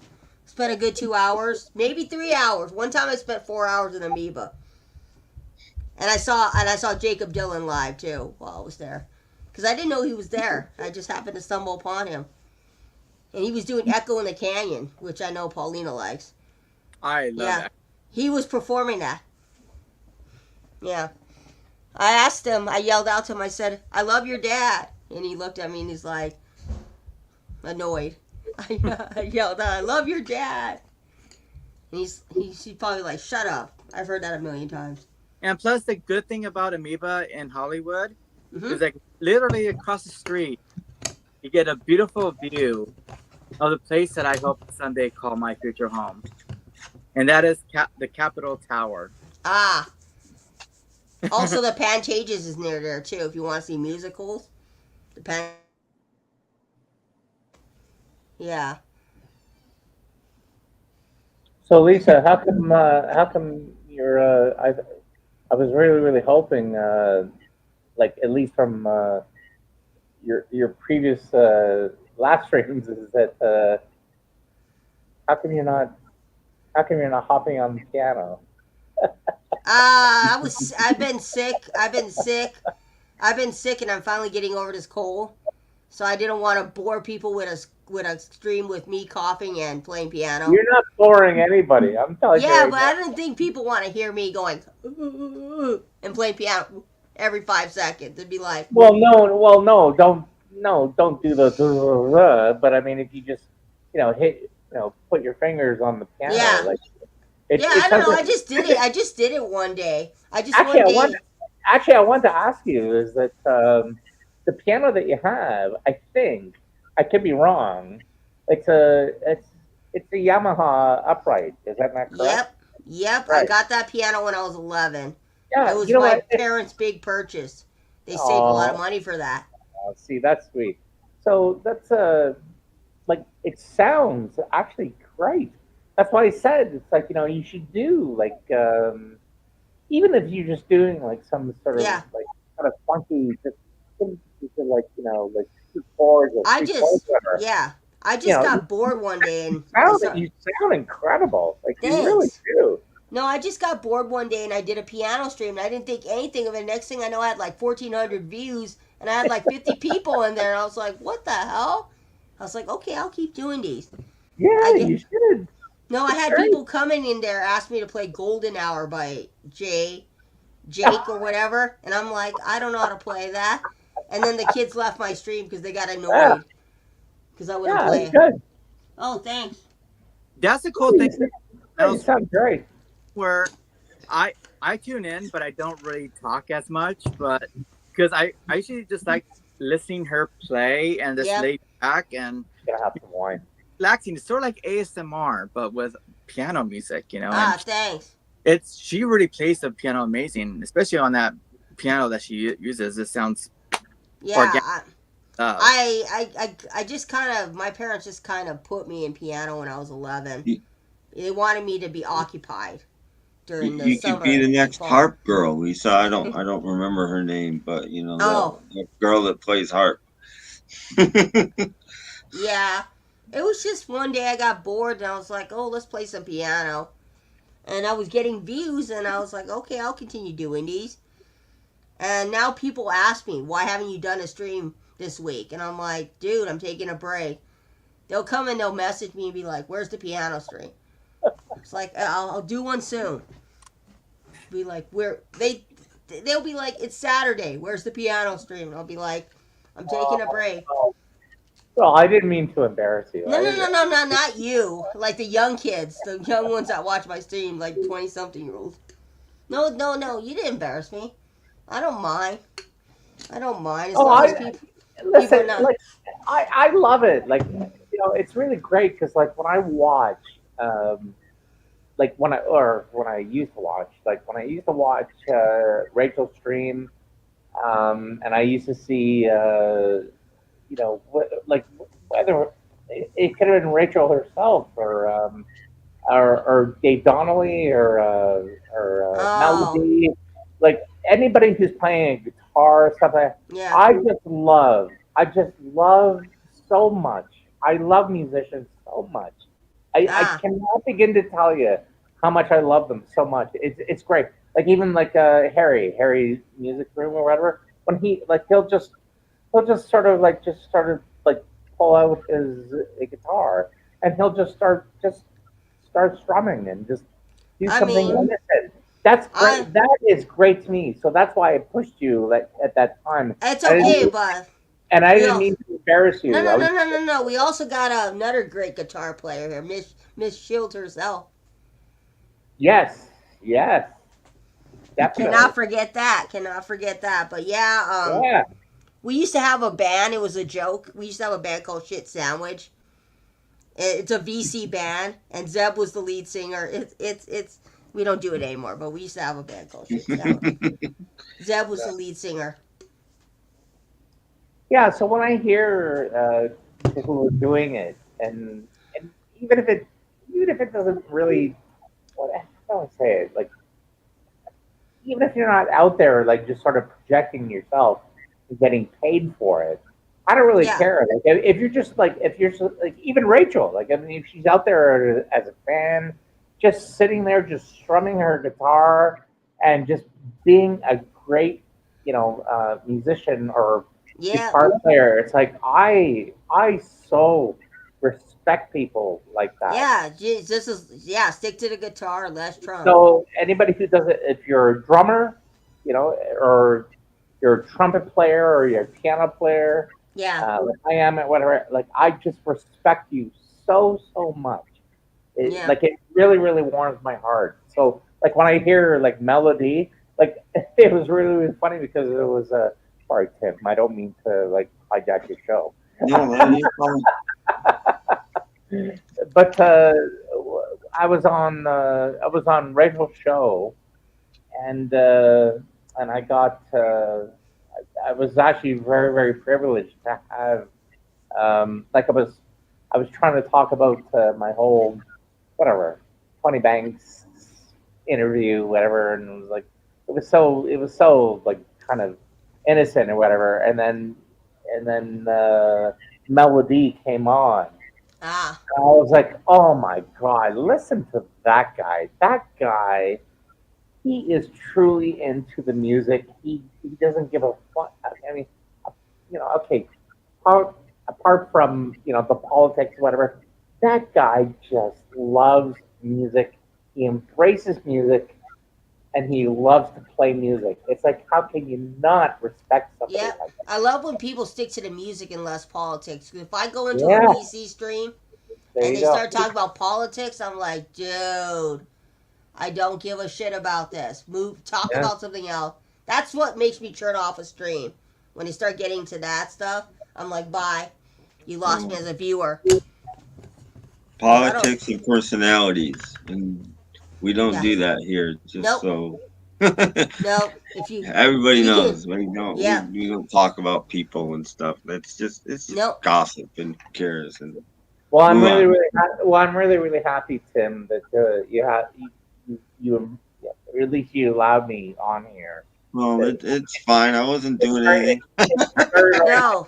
No, no, no, We're no. supposed to be listening to music. We were supposed to be listening to music, but that didn't Yeah, work out. So here I we are. know, but sometimes too, I always want to talk about music so much, and then it becomes other things, and Yeah. I then mean, so it's really, really nice to find someone like yourself that I didn't even know you existed, And now that I have you, it's like it's really great because now I get to Yeah. speak to you and Lisa and I'm sorry Yeah. I don't know your other friends. I gotta know, Tim. What does your mom say? It says on your shirt, right? Your mom says. Oh, Just I okay. showed this shirt earlier. Uh, um.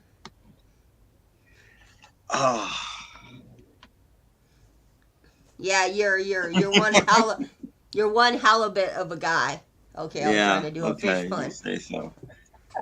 It's a fish pun. My dad had this card that I got him one year, and it's all fish puns. It's pretty funny because my dad's a fisherman, or used to be, before his health, got to him. It's just great when everybody's like really into music. That's it. I I mean, just I'm into a lot of things. I I'm into love it so music. much.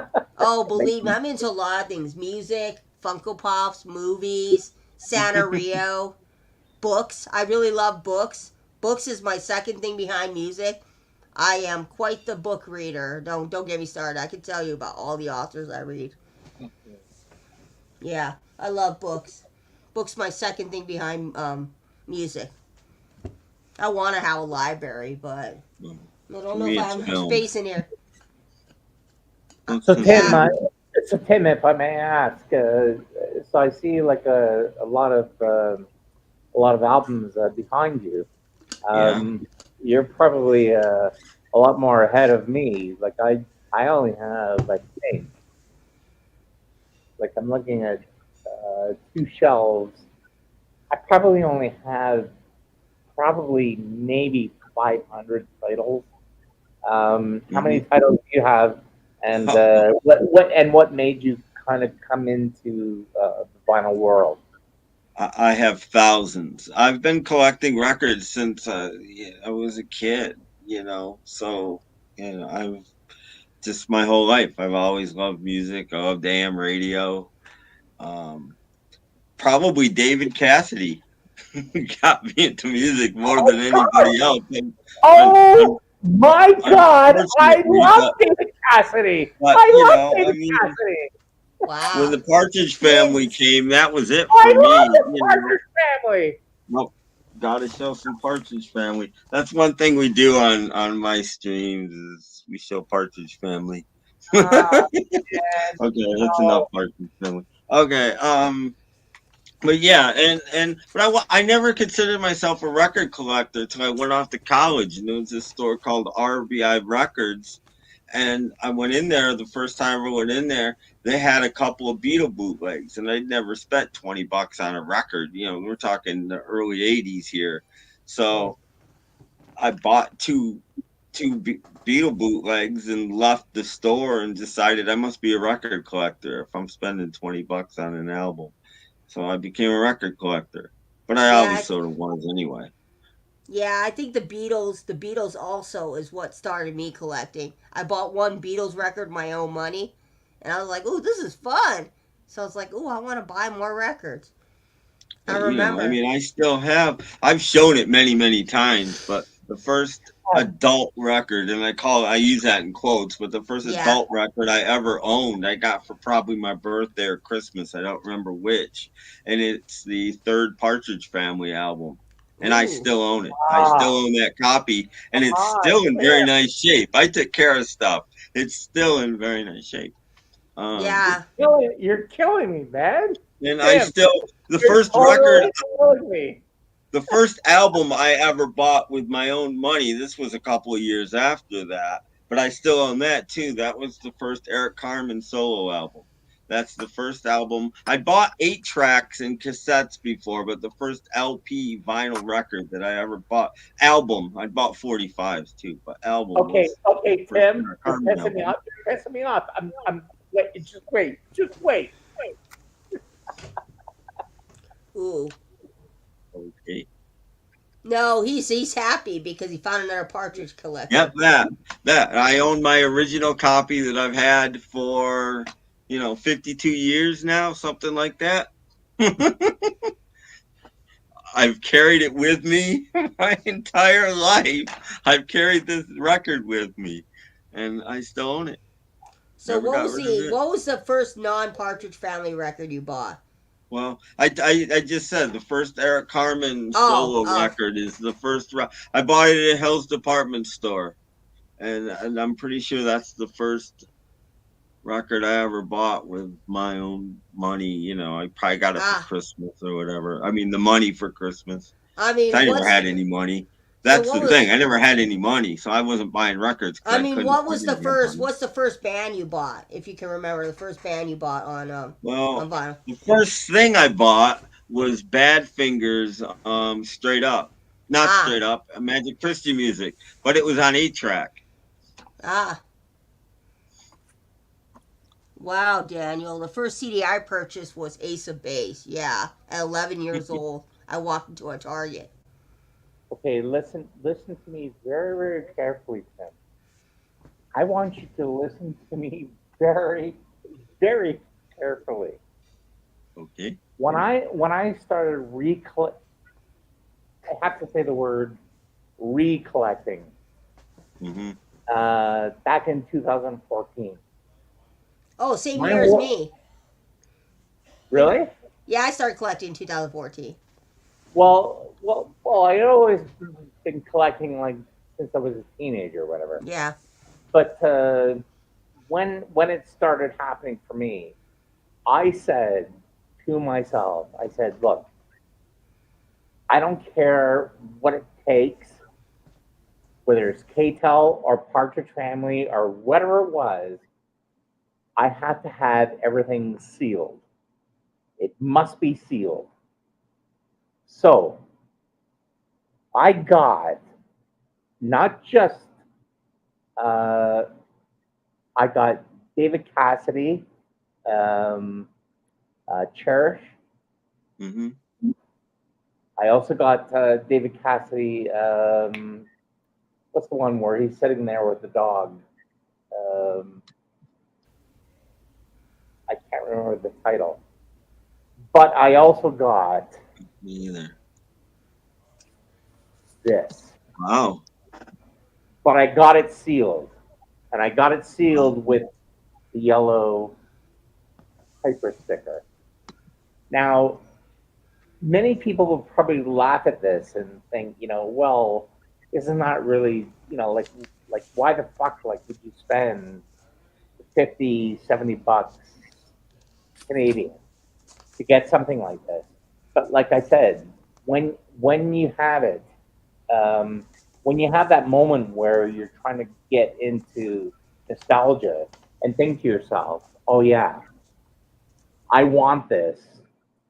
You don't want it, picking through, you know, like the what do you call it, like the used bins or anything. Like you don't want that. What you Yeah. want is you want like a pristine copy of something that you had when you were a kid. Ah. So like me, like I wanted this, you know, and also too a KTEL album, all those things. I wanted Hmm. that, and that was the beginning. Well, the beginning of the end. But it was great to just start it to go in that mold. If that makes sense. Yeah. Yeah. Yeah. Yeah. No one's gonna laugh at you because there's a girl who bought a One Direction record over the Smiths. So people would be laughing at her more than you. There's a girl out there that has One Direction in her collection. So you know what? We all have some goofy stuff in our collection, but if we like it, who cares what people think? If they want to laugh at you, that's fine. You keep collecting the Partridge Family and Oh, David Cat. no, I'm not even. The funny Yeah. thing is, like when I was a kid, this is like totally messed up. As a kid, like it was just totally messed up. But when I got it sealed from a guy from Discogs or whatever it was, Yeah. it was sealed. It was actually sealed, and I paid like whatever it was, like yeah, probably I think it was probably about 50 bucks Canadian. And I was like, man, it's just like listening to it for the first time. Oh, I Right. love the Partridge Family. I could, Right. because of Tim, I So bought more thank you, Tim. Partridge. Our our philosophy is that there is no such thing as a guilty. Hey, there you go. You Remember, love what you love. Um, Yeah. on with the extra thing too. if you ever Yeah, feeling, if you're yeah. ever We feeling don't do down, guilty pleasures here. We, just remember, if you're ever feeling When down, I Darren. I when I think first also started doing, too. I think it's a Partridge Family thing. Had oh, the you had the Ah, poster. yeah. cool. yeah. I suppose I'm late to my own party, but Yeah. Just there you remember, go. folks, if you're ever feeling down, Danny Boducci does a cover of Feeling Groovy. It's As a on matter of YouTube. fact, when I first started to do these streams, I was on 10 stream, and the first thing I popped out was I had to prove that I'm an actual lover. So, Yeah. I gotta find my copy of Up to Yeah, Date that, because I that also have that. that started like 2 years ago now. I started showing Partridge Family as sort of a joke, a gag, something we did, and it's spread. And there are people that actually take them seriously again. And I'm like, God, I started that. That's great. Good. I'm so glad, And because and the and music it's is fantastic, despite what you think of, Yeah. how it was made or anything like yeah. that. I The mean, music is fantastic. it is nostalgia, but at the same time too, if I may, you have to understand, like like I said, like I bought this for whatever it was, like 50 Yeah. bucks, and I had the I'm sorry, I don't know your name, S um, H. I'm Yeah. Paulina. Hi, Paulina. Nice to meet you. Nice to Yeah. meet you.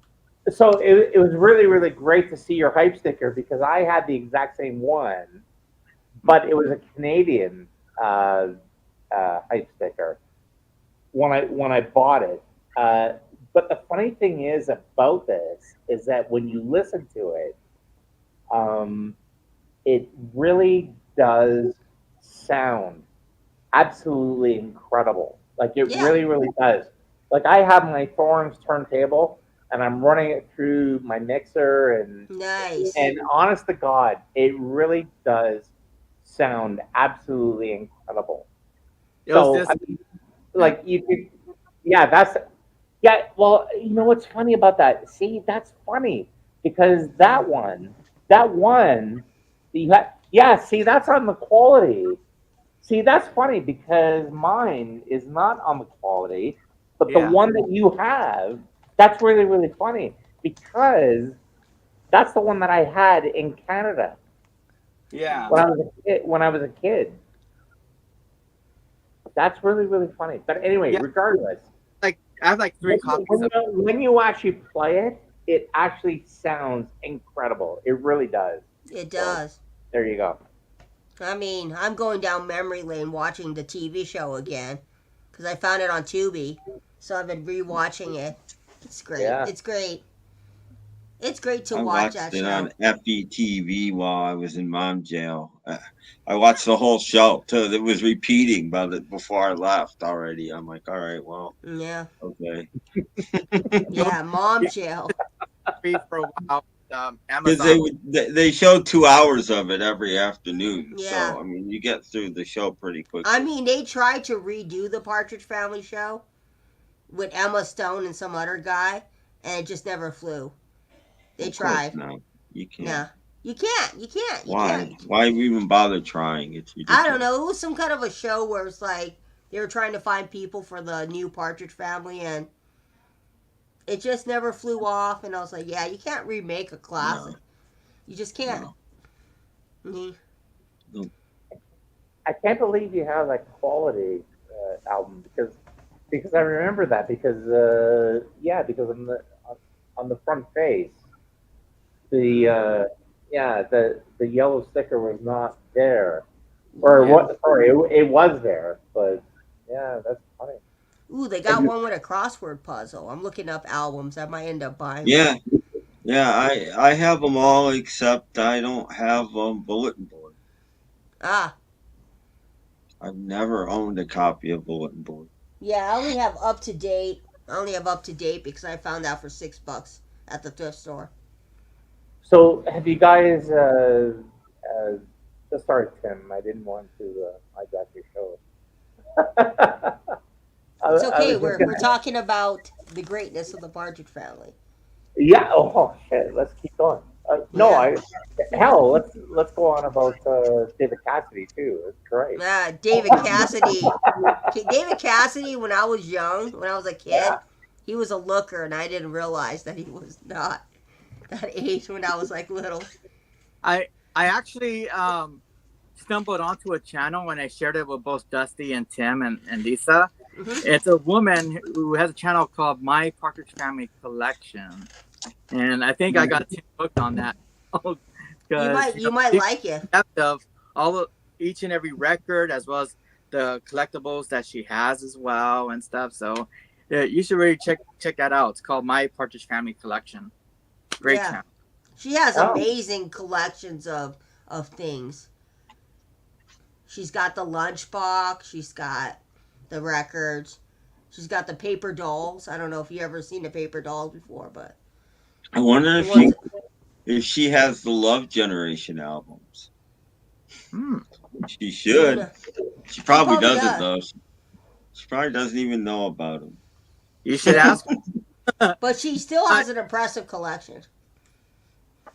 I'm like impressed. She has like a room dedicated to them. Mm-hmm. Yeah. I mean, I'm So, is more of a just an album collector. was there anything? And again, I'm sorry, Tim. I'm not trying to No. hijack, but no. Is there anything new between any of you? Like, is there anything new that you think? Oh my God, this is really, really, really great. New. Um. Yeah. The last group that I discovered that I like. I've talked about them before. It's they're kind of a younger group, but the last group that I really discovered and liked was called the Wallows, and I got Paulina into them. So yeah, and what did I also bought? I also pre-ordered this band that I like called Pawn. They kind of do psychedelic kind of prog music. They're Mm. kind of three of the members. No, two of the members of Pawn used to be in Tame Impala. Oh no, the one of them is in Tame Impala, and the other one used to be. But yeah, I also got Keane, the same one that Paulina showed. Hope and Fears, you know that album, don't you, Darren? Hope and Fears by Keane. Well, oh yeah, I love. Oh my God, I Who love doesn't love that album? that. Is That such. Oh my that album I think it was on Lug actually. That's when I discovered them. Oh, It's such a beautiful album. It really, really is. oh yeah, They yeah. first re-release, and so it's on double vinyl. So you have like the original album on one record, and you have like all the B sides on the other disc. And the cool thing about this is this was mastered and cut at Abbey Road Studios. So I think Miles Shaw probably worked on this. It's crazy to think that album is 20 years old because I remember when I first heard that album in my 20s, and to think that Oh album has. my God, Lisa, I cannot believe you even said the mere fact that it's 20 years old. That's great. That Yeah, is it's crazy. so It's great. crazy. It's Oh, crazy to think about it. I remember being with my ex girlfriend.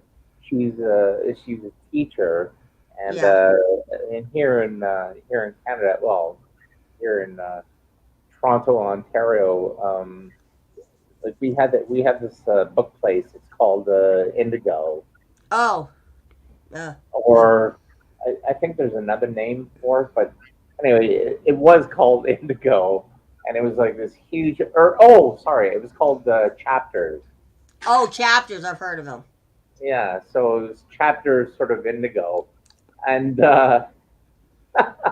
my. Is it okay if I tell the story? I don't Yeah. want to. I don't want to hijack the show. no, you're fine. Tell the story. We like stories.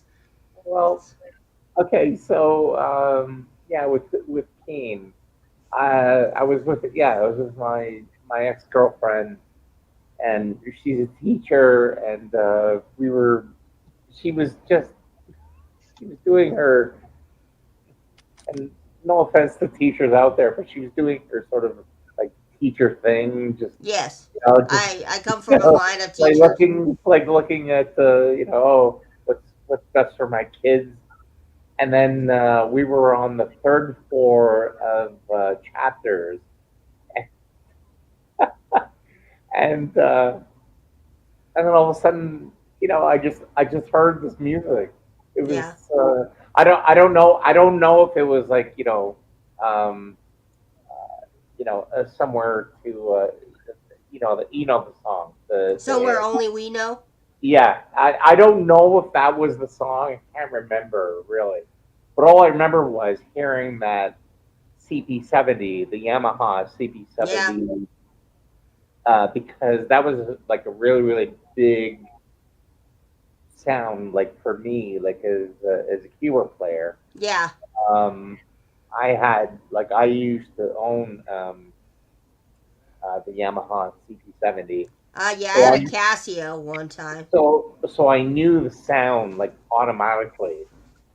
So I was like, oh my god, like what the hell is that? What is that?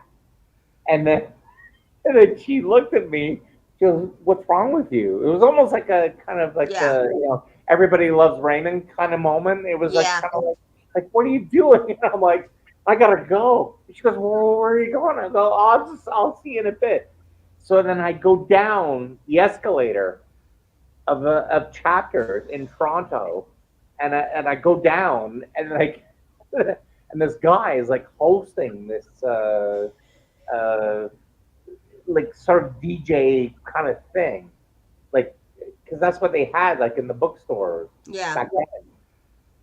And I go, who is this? I go, is it? And he just pointed. He goes like this, and and it was of course it was Keane, Hopes Yeah. and Fears, right?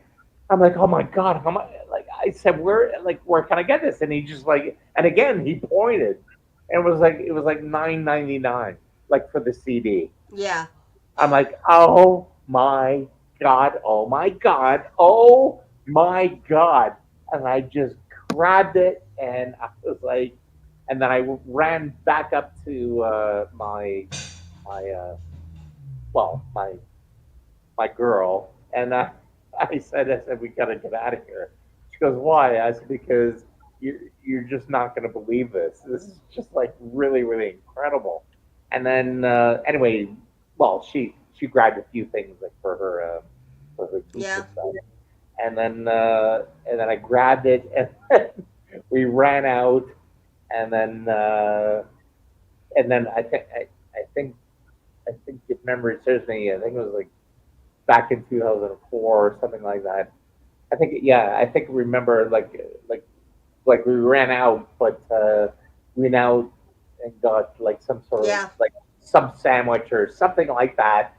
But we were listening to it in the car. I was like, oh my god, this is great. And then Yeah. ever since then, that was it. That was Yeah. Yeah. It's one of it, those. It's like one of those groups. the whole album was just so incredible. It is. The first time I heard Keane was I was going on a bad date with someone. We went to see Love Actually. I think they were in that movie. That's the Oh, first time I heard him. It was a one date. Never saw that guy again because ah, what ended our date was the fact that he kept talking about how much he loved his ex. And I was like, "Well, go be with your ex. This date is over with."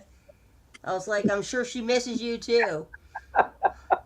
I was like, "You really didn't want to go out with me, did you?" And he's like, "Oh," and I was like, "Yeah, go be with her." I don't know if he's with her. I haven't seen him in 20 plus years. But that whole album from start to finish is great. I don't know yeah, if you listen to Tom Chaplin's solo stuff, but yes, I have. the stuff he did at post Keane when he was going through his drug addiction and stuff is great too. Yeah, Yeah, but top three for Keane is the Hope and Fears, Under the Iron Sea, Cemetery. Great albums, great albums. I need to get Under yeah. the Iron Sea now too, because Paulina showed me. Uh, the other song that I really love, again, I think I'm I mean, sorry, if we and think about it, I'm sorry, Tim. I feel like I'm hijacking this. No, No, it's we're fine. talking about music. I don't. Yeah, no, it's fine. I don't really know Keane, but that's okay. My Yeah. I think if you think about it, my favorite song by Keane, my absolute favorite song by Keane is called Bed Shaping. I just love that song. And then I That's a love great song. Yes, it is. But also, everybody's changing, Snowed yep, Under, yep. um, So I have my, Somewhere Only We Know, yep, I have my Crystal Yamaha. Ball. I have my Yamaha Yeah, CB7. So that's like a feature. So the great thing about that album is that if you flip that album over, yeah, you'll see the Yamaha CB70 yeah. featured on that. But one of the great songs that I really really love is "She Has No Time." Oh, that's a good one. That's a good one. Yeah. I So that, mean, yeah, I that's mean, if you like Keane, another band that I can suggest that's similar to Keane's sound is a band called Codaline.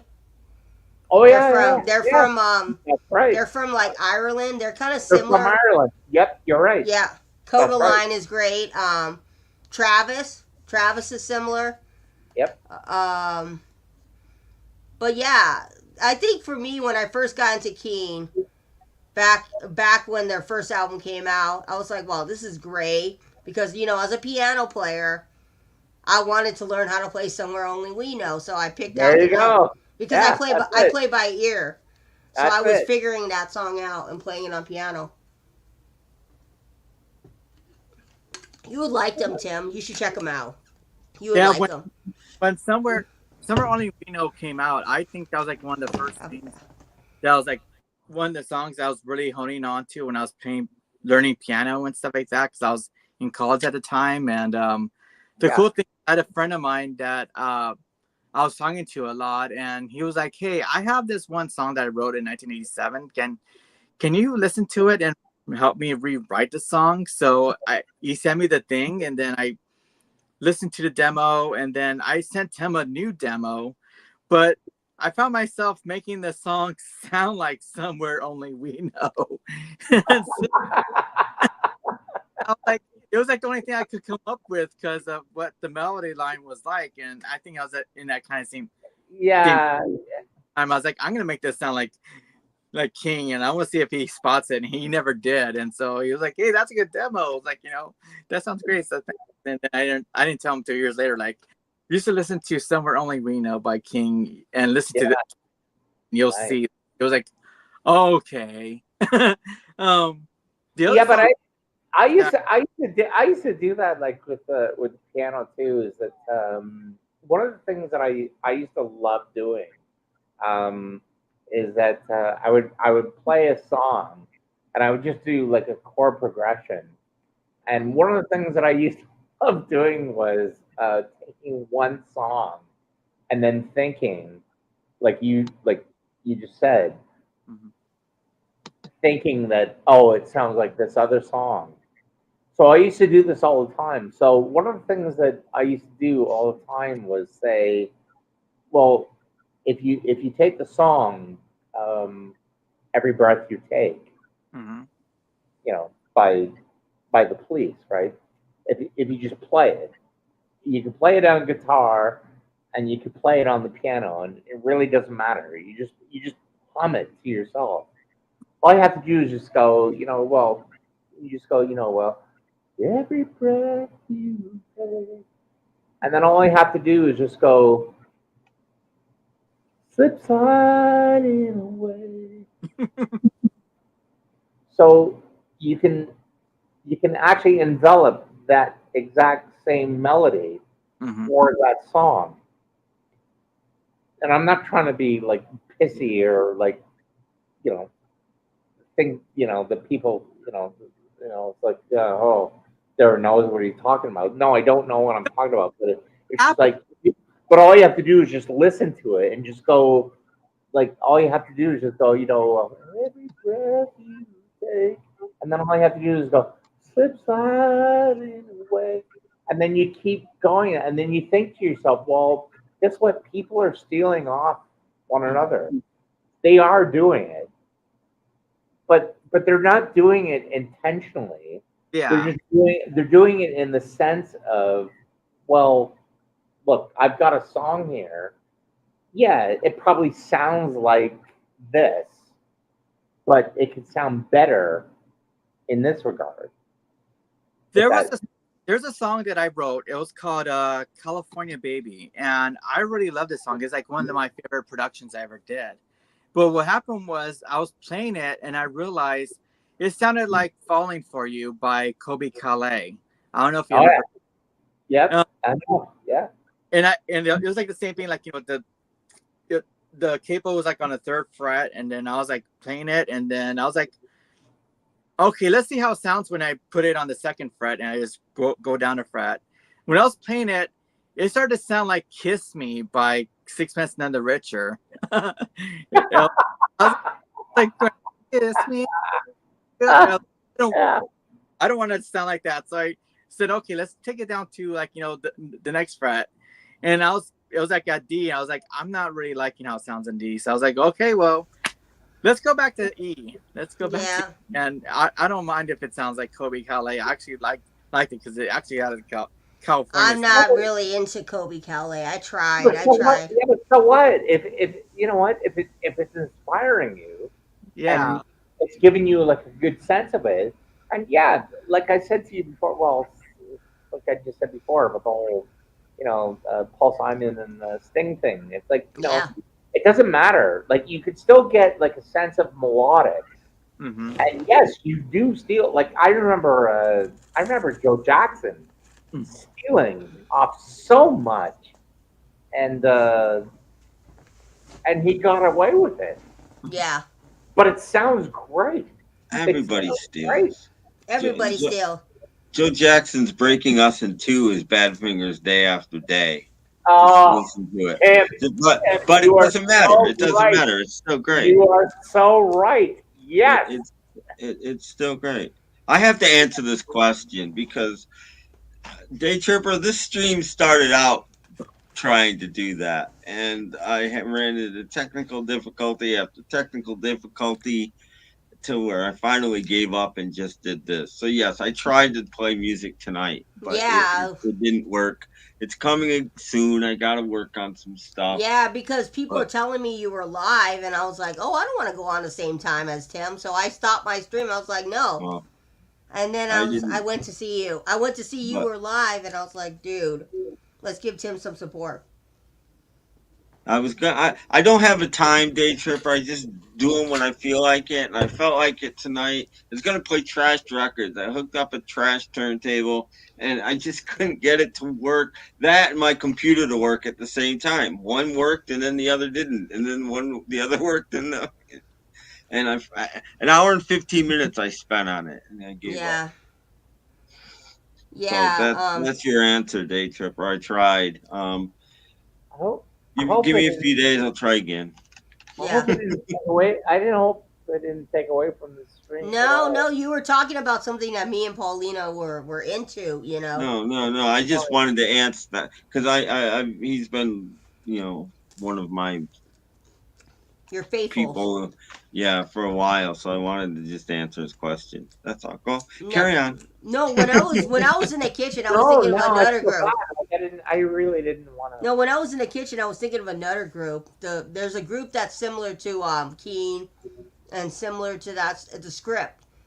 I used to really be into the Script, which is a band based out of Ireland. They had that song, "The Man That Can't Be Moved," and then they also have that song called "Hall of Fame," "Break Even."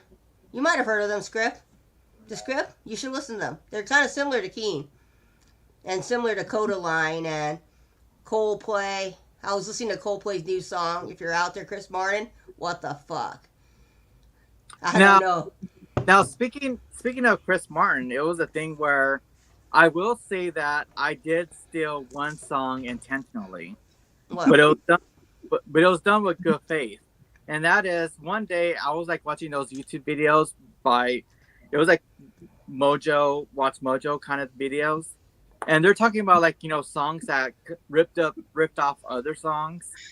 So there's this thing that was going on. I think it was in 2012 2012, 2013, Mhm. where Coldplay got in trouble because apparently the song Viva La Vida was a ripoff of If I Could Fly by Joe Satriani. Yep.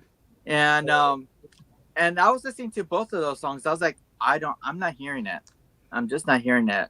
And I was watching like these other videos that are talking about it, like, okay, well, they're trying to go all Beato on the video before there's ever Beato. Yeah.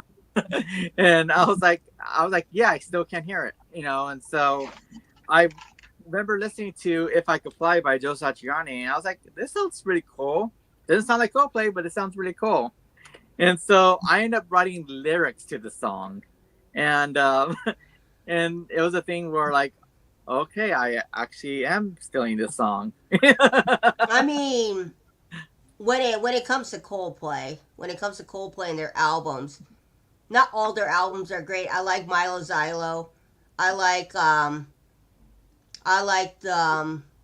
A Blood Rush to the Head, Parachutes.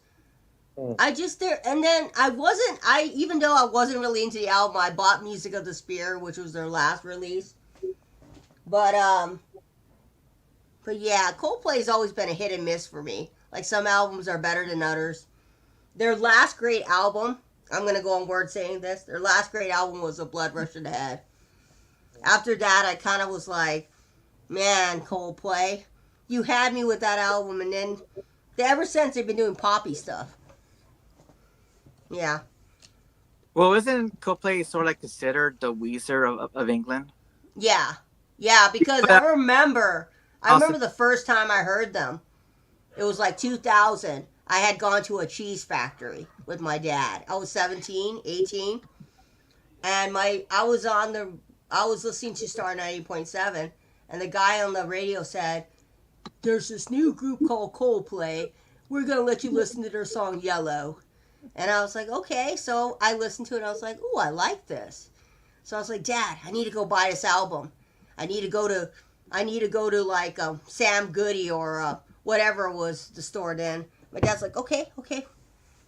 Yeah, that's the first time I heard them. But yeah, they're the Weezer of England. You know what is really really cool about Coldplay, and Mhm. and I guess hopefully Lisa, Mhm. you'll probably appreciate this. Yeah. Is that this became how do I say it? Kind of problematic as as a piano player for myself, Yeah. because everything that was coming out in the early 2000s, it was sort of getting uplift like for Yeah.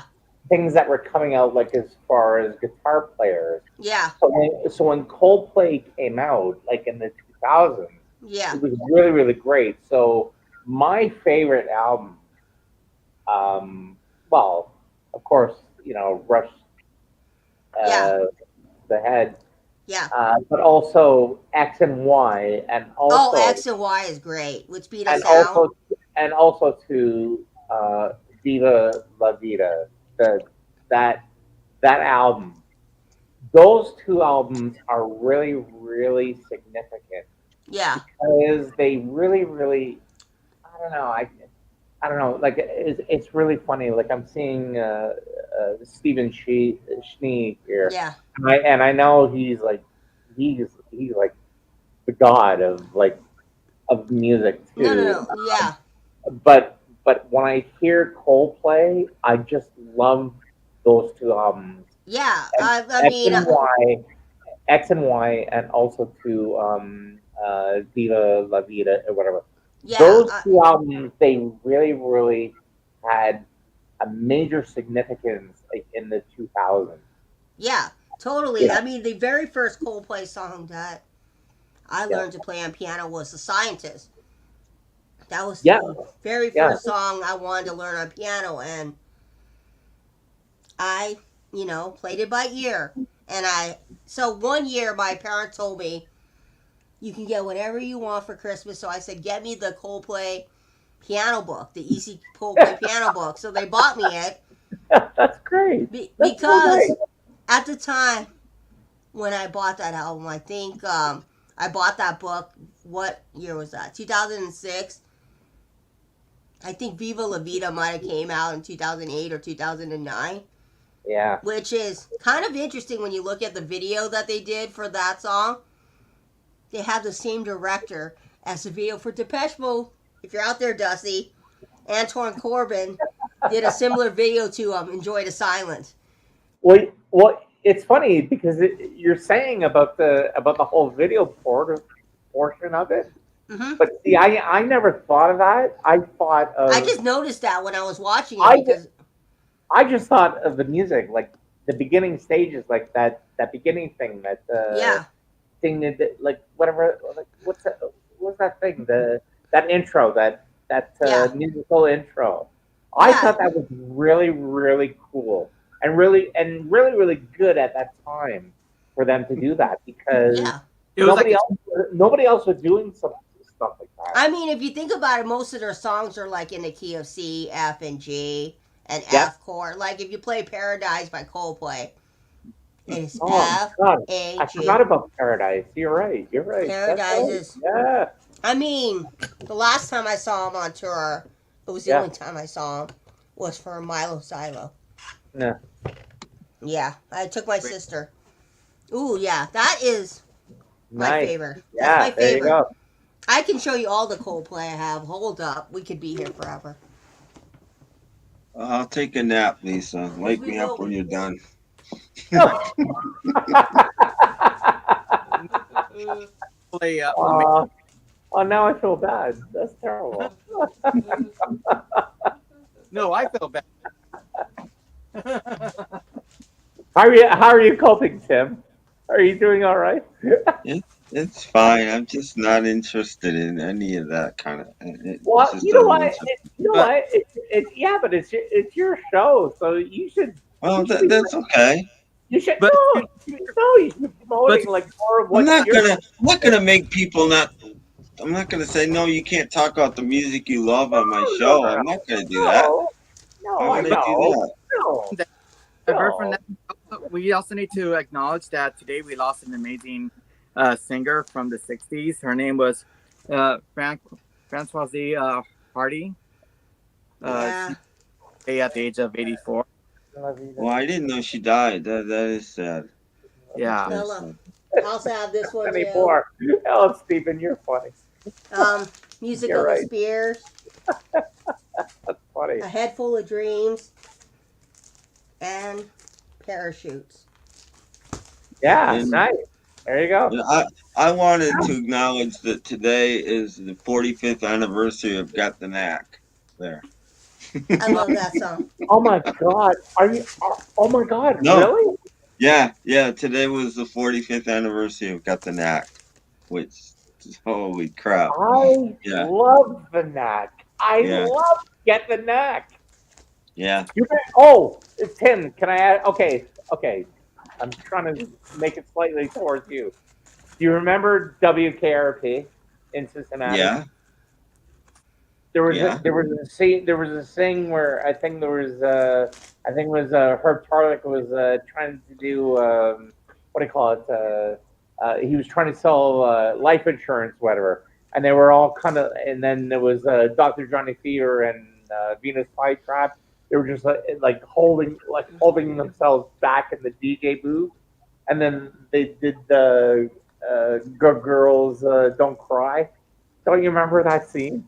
That was great. I don't, but Oh, it was great. Man, the best episode always be the turkey one. The turkey one.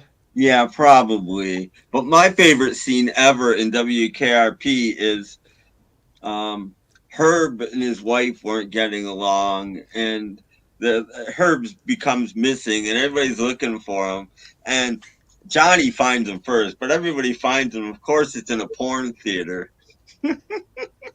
And so there's a raid. A raid happens, and they're all in a porn theater trying to get Herb out of there. And a raid happens, and they don't make any big deal out of it. But if you watch it closely, you notice the first thing that Fever does is reach into both pockets and throws everything he has on the floor. Yeah. It's like, oh That's my right. God, I can't believe that they did that. I mean, they didn't make a big deal out of it. They just did it. But I'm like, that's fantastic. There's another really cool WKRP episode, which is when they acknowledge the Who concert from Yeah, I think it's yeah, was it 1979 in yeah, in Cincinnati. yeah. They And had the to. I whole mean, I give them props for doing it, but but yeah, but yeah. they had to. They did not have a choice because it was Cincinnati. They did not have a choice but to make an episode about So that. that's the They had concert to. that went bad, right? That's the concert that something Yeah, happened. yeah. Like 8 people died or something like that. Yeah, Yeah, yeah. that I was, mean, again, kudos for doing it, but they didn't have a choice. but that was They, so. They had. That episode really was so sad. Like it really Yeah, yeah, was. It was, yeah, and kudos to them for doing it. yeah, But still, at the same time, too, it's like my God, like how how it was just sad. I remember it happening. Like, well, I was only a kid, like in whatever it was, like 1979. I was yeah. only like what, like I was like 12 years old, but I I remember. wasn't a kid. I was old enough to have been at that concert if I I was in was up in the Cincinnati, or just sky. about. I'm old I was enough up in the anyway. sky. So, Really, but there you go. but no, that was sad. I wanted to mention a band. You guys were talking earlier about bands that sort of wore their influences on their sleeve and more. Yeah, Hey, A band to check out is for that the first fastball album. At least it's the popular one. They might have had albums before that, but the one with the way on it, even the yep. way, listen to that. And there's like 3 songs they ripped off in the way. They would just rip off little tiny chunks of songs, but there's songs on an album with like 5 or 6 different tunes in it that they stole from somewhere else. It was amazing. I mean, I loved it, but man, were they thieves. I mean, the fastball, that song, The Way, I heard it's Yeah, about a couple that ended up in a car accident. yeah, but I think it's Look Through Any Window. That part that goes, anyone can see the road. That's definitely from a Holly song, and I'm thinking it's Look Through Any Window, but I can't. But that's what they did. All of their songs, you listen to it, and you go, oh my God, I know. So you listen to that album if you're like a '60s fan, and Yeah, you like it immediately, but then you go, why? It wasn't that great, and then you realize you liked it because you knew all the songs, or at least little bits and pieces of every song that they did. You yeah, knew, so it was instantly familiar to you. yeah. I mean, yeah. when that album came out, I was in high school, and I was like, "Oh, that was a cool album." Yeah, but Oh, they were really awful. I could have gone Yeah, through all my life without not knowing that. You think Dude, you think you think they're awful? You know who was awful? Trap. There was a group called you just Trap when I was in high school. that glass right. Yeah, for the people out there, That's funny. listen to Trap Headstrong. That was a horrible song. That came out when I was in high school. That's like you know when they had the to quote Robert Fritton, the shitty metal of the 2000s. Trap was one of them. Linkin Park, Trap, Creed, Alter Bridge. All that was bad. I skipped all that. Oh my god, I liked Linkin Park. I Okay, I was liked. oh So my. what's everybody's what do you call it? I guess guilty pleasure. No guilty pleasure. Everything in Yeah, my we don't really collection. do guilty pleasures, Everything in but my you collection know, belongs in my collection because I like it. No guilty pleasure. But No, no, no, but no. when it comes to Mean, I shower just songs, no. I just mean if you had like okay, like everybody has a guilty pleasure, but what I'm saying is like Mm. like even now, like I'm looking at the Stephen Schneed. It's like, and I know he's got like a tremendous amount of CDs, but I just want to hear like everybody's like if he had something that you're like, oh my God, that's just so gross and so like really weirded out. Like what would you no. put out what would you say that is like, oh my god, like I have to give it as sort of a, what do you call it? Like sort of a guilty pleasure. Huh. Huh. You I don't have to. know. That's gonna be a while for me to decipher. I mean, I have groups that I like that are not Yeah. guilty pleasure, but other people might be considering it that, like Yeah, ABBA I or don't Rival. consider anything. I mean, other people like the Partridge Family. Other people, you listen. Yeah, I know that's not a guilty pleasure. And I yeah, listen to tons we of were lounge music, and that's we were not a talking guilty pleasure to me either. yeah, You we were know, talking Partridge Family earlier, but I was thinking like, is there something you else know, like that? I You know, mean, if you think about it, there's a group that I really love, and some people would be like, "Oh, that's a guilty pleasure." ABBA, because I really love see, I don't ABBA. consider them a I don't guilty consider pleasure. guilty pleasure, but some people are like, I don't think that's guilty pleasure. well, there's some people that won't admit they listen to Dancing Queen. Elvis Costello would not have a career without ABBA because talking about ripping it off. Steve Naive ripped off those piano parts. Every piano part and every hit Elvis ever had, he got from ABBA. I mean, just listen to it. I mean, Great. Tim, Waterloo. you are freaking absolutely correct. oh Yes, yeah. yes. He admitted it. There was an ABBA show on VH1 once, and Elvis admitted it. Ray Davies too. Ray Davies said he stole I from can't ABBA believe you too. said that. That's incredible. Darren, I'm a piano player. Yes, you're right. You're Yeah. absolutely right. They Darren, freaking ripped off them. They freaking ripped off ABBA. Big Yeah. time. Yeah. Sorry. Big Elvis, time. sorry. this is the only thing I could think of, and Wow. which is weird because he's actually like he's like a very big major star in your neck of the woods, possibly. But I love him and I listen to his music. Raffi. Ooh, look at you. I love me some Raffi. I grew up listening to this album, Baby Beluga, and because he has a song All I Really Need. So this is like possibly like kind of like a guilty pleasure to others, but to me, it belongs in my collection because it gives me nostalgia from being a young kid listening It's to not, rap. I don't really consider Raffi a like guilty pleasure. I wouldn't admit it in public, but I kind of dig David Hasselhoff's music. I'll admit it. Really? I think it's awful. I mean, depends what mood I'm in. I cannot believe you guys are saying this stuff. This is great. I mean, would anybody admit that they listen to Yoko in public? I do. I like Yoko. Joe Mayo will admit to listening to Yoko Ono. I wouldn't. Yeah. I mean, because I've been listening to Yoko lately. I've been digging some of her Good, I'm 70s, glad. 80s stuff. There's a song called "Oh Oh" that she did. That, oh my God, it sounds so modern. I don't know when she recorded it, but it sounds so modern. It's like, wow. We got John to thank for that. I think Yoko is great.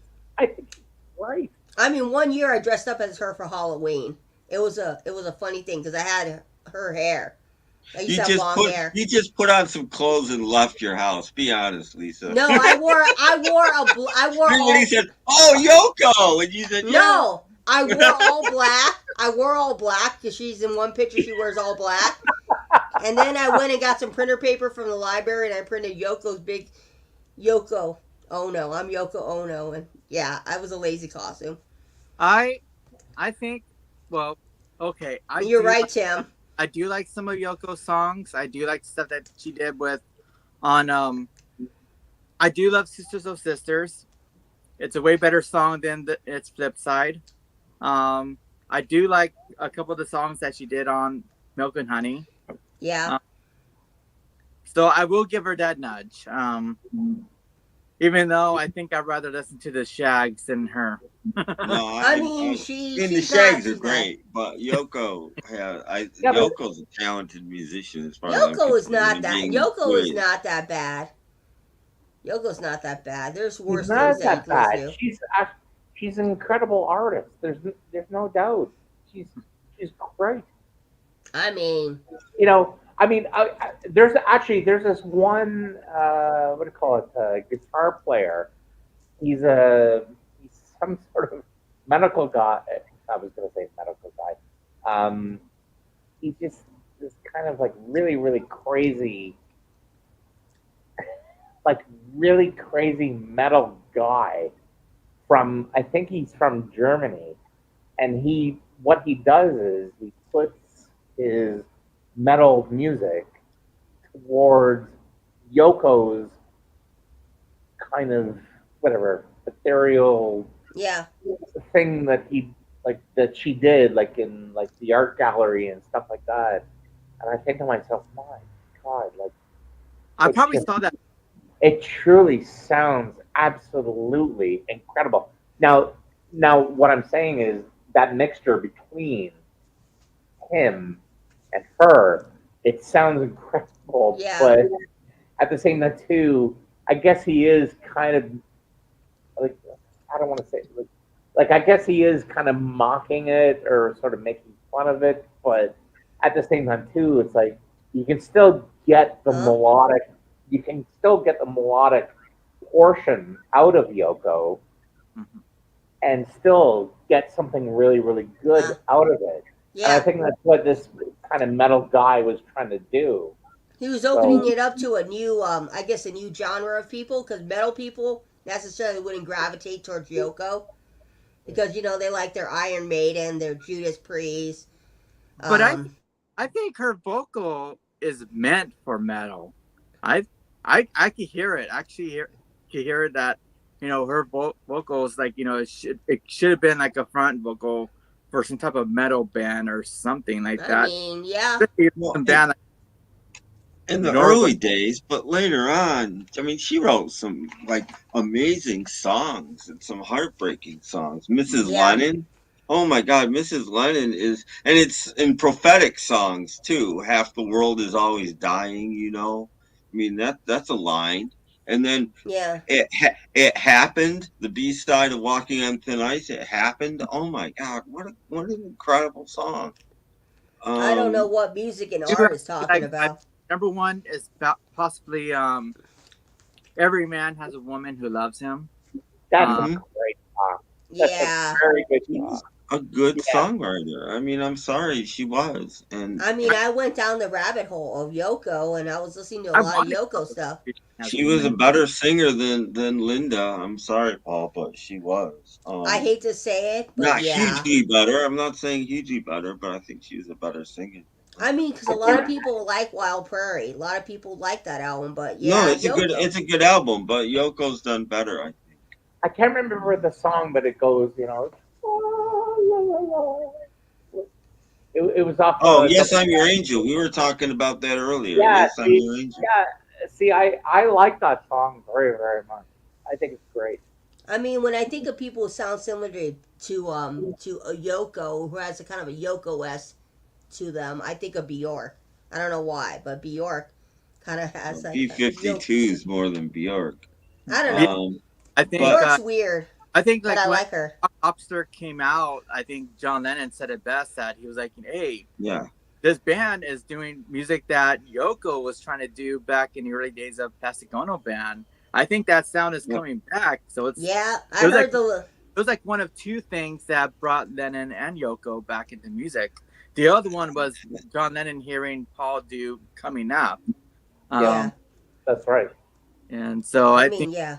BB2s is like, How did you feel about the B-52s like when they were coming up, and also too that John Lennon was giving acknowledgement towards, I guess Yoko Ono. At the same time too, the B-52s like were really, really taking off, and like I remember, like God, I was like, what? I must have been like 13 years old or something like that when the B-52s were like they were huge, and if you wanted to like score with a girl, it's like just like the B-52s, and everybody and then everybody or the girls liked you. But I was really like, oh my God, like I was really like, oh my God, this is really, really great stuff. And that B-52s album was so, so important and so significant at that time. They were like really ahead of their time. Their music was basically songs for the future generation, as their hit song that said, like, their songs was like, could have been like music, like, for outer space, like, on the day comes that we're all living in outer space, stuff like that. Their music was sort of like that, and it was like very, like, ahead of what was going on. Well, to me, they peaked on their first album, and that's I don't think they ever matched that potential again. That's just me. And then obviously they went in the early 80s, they went very commercial and hit huge heights as far as sales and hits and stuff. But to me, their first album is amazing. And then everything else was just sort of a follow up, but I don't think they ever hit those heights again. That's me. Can I go on to another side? And again, Tim, I'm not trying to hijack your show, but I just wanted to give like another shout out to Tears for Fears. Now, like I know Stephen Schnee is here, but Tim, I want to ask you because I could see that you have CDs and you have albums on your right and left side. So I just want to ask you, how do you feel about Tears for Fears? And how do you feel about their just musical? I guess it's the same kind of question that goes within, I guess, the B-52s, the same kind of component, because I feel in my heart of hearts is that Tears for Fears really, really had a major, major, major impact on music, not just with songs from the big chair, but just more that they were really, really getting into really, really kind of crazy music, if you like, or obscure music, if you will. So I just want to get your thoughts on that. Well, you're not gonna like them. I Okay. I think they're okay. I don't anybody that knows me knows I'm not an 80s person. I don't like the 80s. The entire decade is pretty much not my thing at all. There are a few bands I like and because I don't like keyboards a whole lot. Piano's fine. I love a Farfisa organ, but I'm not a keyboard guy, and I know that you are, and I don't mean to. It's just everybody has their own thing. Don't worry about it. I'm a rock and roll guy. I like punk, which is why I like the first B-52s album. First B-52s is a punk album, and it's great. Yeah. And so the 80s for me, I mean, I lived through them and they were all right then, but I didn't love it. And there are and once it was over, I was so thankful. People started playing acoustic guitars again, and there's some mid-range in the music. That's one of the things I didn't like about the 80s is there's highs and there's lows, and there's almost nothing in between. And I did not. The drums sounded hollow. I saw somebody waving at me as I was going on my diet. Stop dissing me. Yeah, I know. Thank you, Steven's Steve, favorite decade is the 80s, and it's just not. I didn't say anything bad, Steven. I just said you opened your mouth and you said I don't like the 80s. Oh, Tim, why? You know I don't. You know I don't, Steven. I know. No, I know. It's not my thing. It's the production. It's the sound. I had no choice. I had no choice. I was born in the 80s, so I had no choice. I didn't have any choice either. Being, about an 18-year-old kid when they started, if I wanted to listen to music, it was going to be the 80s. Yeah. But that's also when I discovered garage rock, and I didn't really know punk in the 70s. I discovered punk in the 80s, and anything I could find that wasn't keyboard driven. It's just I never liked. As a keyboard I like piano again. I like piano and Farfisa organ and stuff, but not. I don't like. As a piano player, I loved all of that. Nothing wrong with the '80s. Well, except of course the "Give My Regards to Broad Street" movie. Um, and to answer Darren's question, Cheers for Fears. I have a CD. Well, I used to have the vinyl of a group called Graduate, Oh yeah, there you uh, go. which was Kurt Smith and Roland Orzabal's sort of mod ska band That's right. before Cheers for Fears. And then Before the first, yeah, I that's thought the right. first Tears for Fears album was fantastic. The Yeah. second one was really good. They started getting a little pretentious, in my opinion. Third album was just massive, big dump of pretentiousness. Great songs on it, but in my opinion, again, I think that they were taking themselves way too seriously. But the high point of that third album was, of course, the song "Sowing the Seeds of Love." Yep. Yeah, Yep. that I And actually liked because it was psychedelic. Oh, And I right, like but Psych too, you know. And like when Daryl Hall did that song Dreamtime, I don't like Hall and Oates either, but I like yeah, that's a good Dreamtime song. because it was a psychedelic. You know, I like that. That's fine. Right. Yeah. Well, here's something about "Sowing the Seeds of Love." Now, if you listen to that single, which is incredible, it's 6 minutes long, and it's still not long enough. Um, and if you go back and you listen to the rest of that album, there's nothing like it on the album. That's the only song like that on the Seeds of Love album. But when the two of them officially reunited, I think it was 2014 they put out an album, or no, 2004 I think. There's an album called "Everybody Loves a Happy Ending," everybody loves a happy ending. Yeah, and that album musically that. sounds like Well, what it's a "Sowing the Beatles. Seeds of Love" It's a sounded like. Beatles. It's a Beatles kind of Yeah. album. So if you like "Sowing the Seeds of Love," but were ultimately disappointed by the But sound of the rest of the album, that everyone or everybody loves a happy ending was very, very, very much in the vein of "Sowing the Seeds of Love." Very okay, 60s influenced. okay, Stephen. Can I? Nice to meet you, by the way. Nice to Nice. meet you, Darren. Hi, nice to see you. This is great. Okay, so I've had this kind of um, well, look. I'm not trying to paint myself like I'm a musician or whatever, but it's like, but I just kind of understand the way songs go and the way arrangements go, and I kind of think to myself, okay, how do Tears for Fears go to the way of from the way they went from the hurting, um, Yeah. the songs from Big Chair, then they go into Seeds of Love, Yeah. which is my absolute favorite album of all time. I actually, I actually had that playing like in my like when I got married. I had it playing at my Uh, funeral.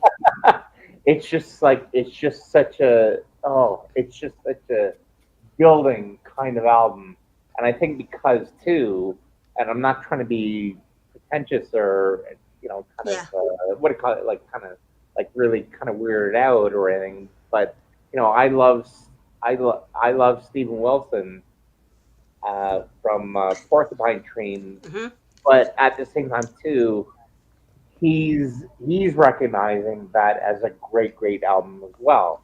Now Yeah. I'm not trying to say that you're trying to say that that's not a great album. I think you are recognizing that it is a great album. Yeah. But However, yeah. but what I am saying is when you can write those kind of songs, even in those depths of getting into like really kind of craziness of um, sampling, Yeah. just and just the piano parts Yeah. of it. Um, I think that's what I'm trying to ask you is how do you feel about it? How do you feel about that kind of album as opposed to when you look at Raoul and the King of Spain, when you look at Elemental, Yeah. when you look at well, like you said, everybody loves Mm-hmm. a happy ending. When you Yeah. look at those kind of songs, yes, they are kind of making, what's the word, acknowledgement towards maybe kind of Beatlesque Yeah, kind of that's song. kind of the But when vibe you I look got. at, but then when you start looking at the Seeds of Love, which Yeah. was never really intended to be No. kind of Beatlesque, No. and then but then it ends up being that kind of vibe. Yeah. And I'm not Well, trying to convince, and I'm not trying to convince you as sort of like, oh yeah, look at me, I love Trump. I mean, what I no. what I I'm mean, what they're I'm great. asking It's great. what I'm asking you is because I think I trust your judgment. How do you feel about those kind of songs as songs, not as a totality of an album, just songs? Hmm? Are you That was referring to just the Seeds of Love album? Are you referring to that period? Because Tears for yeah, Fears, like yeah, Tears for Fears didn't make the same album twice, at least for the first three albums. Yes. Then I felt that Elemental and Raoul and the Kings of Spain, I thought those were kind of similar, but that was only one guy, or I mean, Yeah.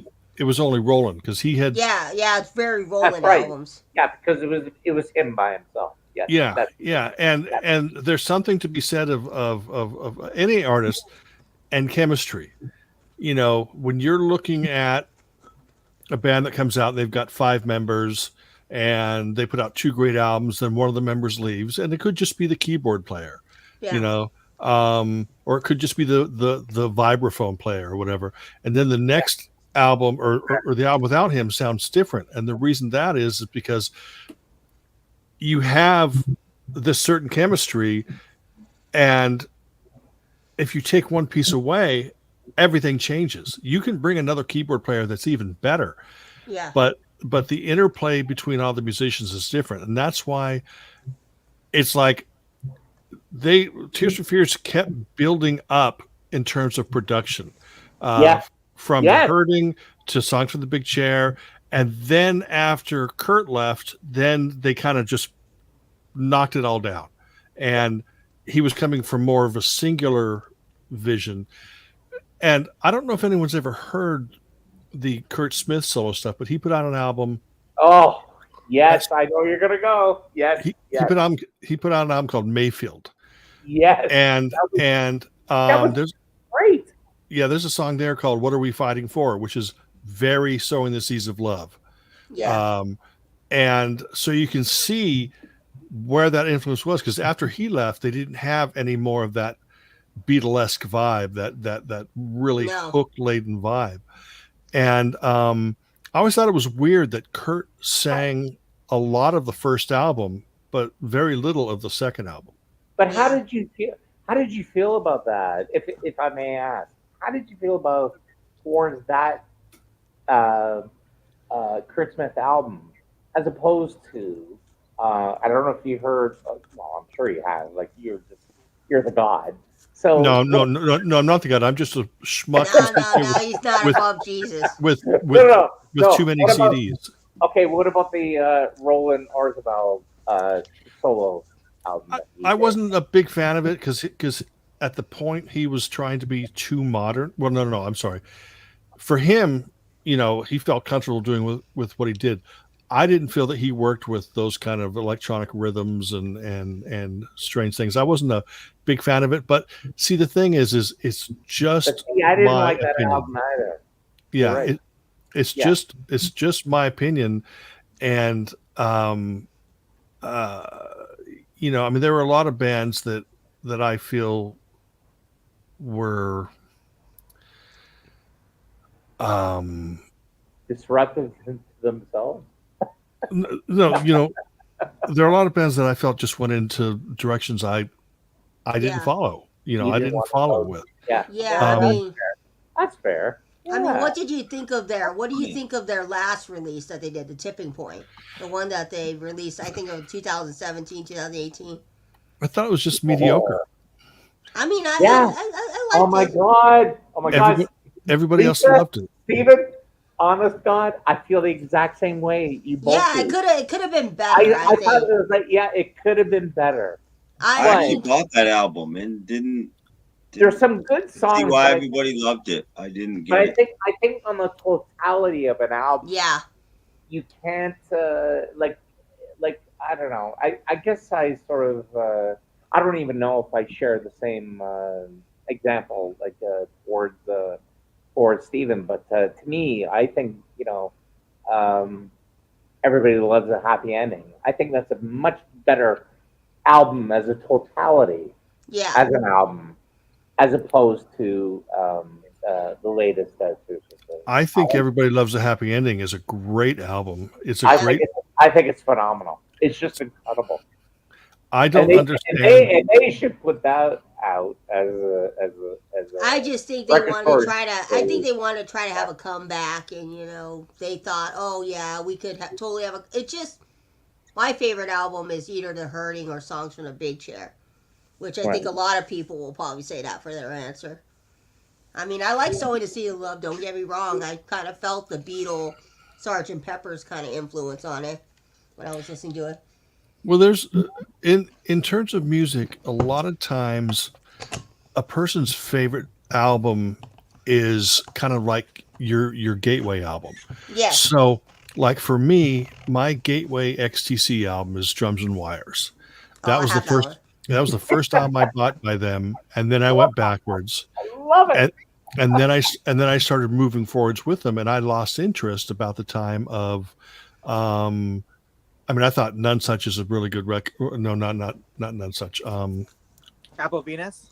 No. I don't care too much for those albums. What was the one with Dear God on it and stuff? Oh, Skylark. Skylarking. Skylarking. Skylarking. Skylarking is my favorite album of the '80s. Go ahead.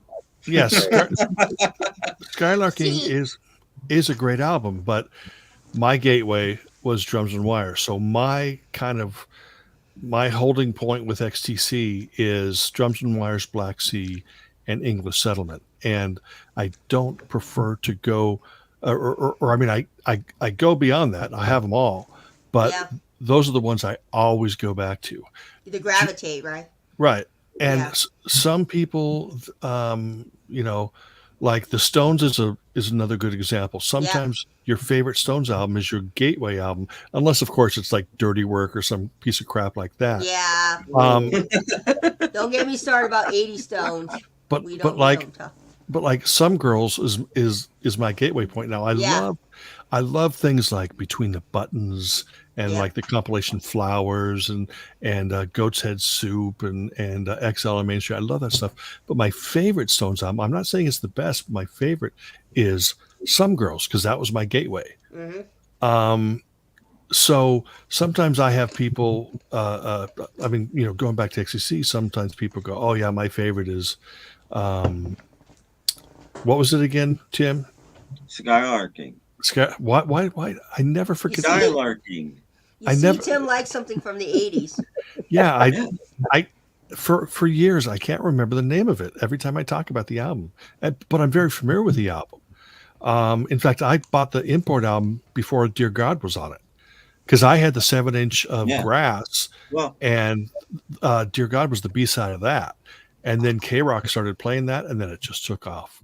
I have a US copy without Skylarking. They're pretty rare on CD too, on CD and on LP. It did come out before they swapped it. I have US copies. The weird thing for me with XCC was like my Access album, the first album I got into was Oranges and Lemons, but it's like I feel like the album that I listened to the most is not actually an XCC album. It's the Dukes of Stratosphere stuff. For some reason, I gravitate to those albums a lot.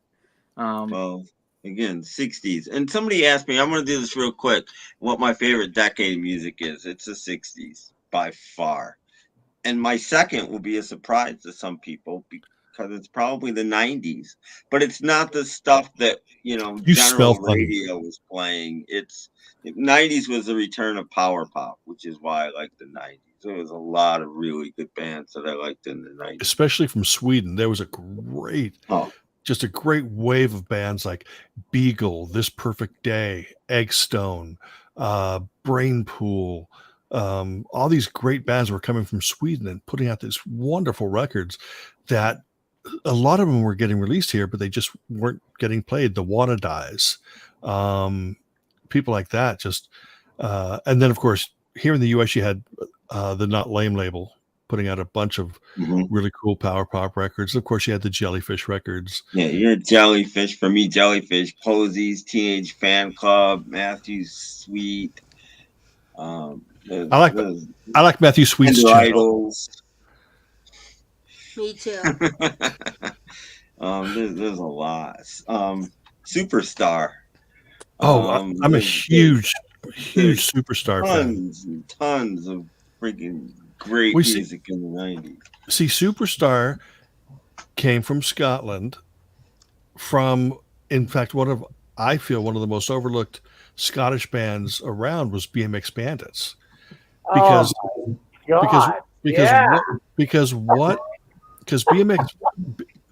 BMX Bandits members were interchangeable with and then the band members formed Soup Dragons, Teenage Fan Club, Superstar, and several other bands, and it's all from the same little universe in Bellshill, Scotland, or Bellshill, or Belsall, Scotland, and just absolutely incredible pop community. Hi, Jenny. Hey, Jenny. Okay. And then also speaking of Scotland, there's also such great stuff came from the 80s from Glasgow. Anyone from Friends Again, Orange Juice, Aztec Camera. So, Tim, some of that stuff I thought that you would like let's say Aztec Camera, the Bluebells. I like the stuff that used some acoustic guitars sometimes and didn't sound so hollow. It's the hollowness. There's no middle in so much 80s music. It's all highs and lows, and that's what I don't like. When people started bringing acoustic guitars back, I remember about 1989. Michael Penn released what was that song? No Myth, and its main instrument was an acoustic guitar. I'm like, finally, because it had some middle. It didn't sound like the '80s. Oh, look at you! The Bluebell Sisters. Have you heard this album, Tim? I haven't. They brought back. I mean, except for your medley. I heard your medley when you did your thing. They brought back acoustic pop, Beatlesque and stuff like that, but a little more lush than Beatlesque. Them, Aztec Camera, I think, were probably the most guitar oriented of the Scottish bands. God, Aztec Camera, holy crap! But yeah, Aztec Camera, the first album, Highland Hard Rain, with like Oblivious and stuff on it. Of course, I know that. Jeez Christ. I liked Oblivious. I thought weirdly vocally, and this was just at the time, I was pretty young. Remember, I thought vocally and stuff that they sound a little bit like Culture Club. To be honest, that was my take on it. But I liked them better than I liked Culture Club. So Stephen, if I may ask you, because I'm very inquisitive and I love asking questions. A pleasure to meet you again. But one of the things that I noticed is that one of the things that I used to do back in the day, like I'm 57 years old. Mm-hmm. I used to collect a lot of CDs. Like, I mean, a lot. I mean, I'd like to think that I had, I think, 600 titles, and even my ex-wife thought, oh God, yeah, you got way much, like too much going on. I have two ex-wives, by the way. I don't know. Well, I wasn't. Dang, No, I'm ex-wife. collecting them. I'm collecting them. well, I have no well, ex-wives, by the way, but I promise I wasn't alluding to that. But well, I was kind of, or but uh, ex-husbands. here I am, kind of finding myself that now I'm at 500 titles, like for vinyl. But there's a lot of me that kind of wants to get back into CDs and also to Blu-ray. How do you feel as a collector? Because I've seen you like through Rachel's show and Rob too, who promote you. How do you feel as like when it becomes the point of the sense of like, well, I don't collect vinyl. I collect CDs. Like, do you feel kind of what's the word? Do you feel kind of awkward or sort of No, at the outset? no. Look, I collect music. Yeah. And I have chosen to stay on the path of CDs because, I got rid of my vinyl back when I really, really got heavy into CDs. And, I spent too much money on CDs. I spent too much time making stupid videos on YouTube. I spend too much time talking about music. I spent too much time writing about music. When was And that? pardon me? When was that? Like, when did you do that? When did I switch to CDs? About 30 years ago. Yeah, and when did you start saying, I'm not going to do vinyl anymore. I'm going to go into About 30 years ago.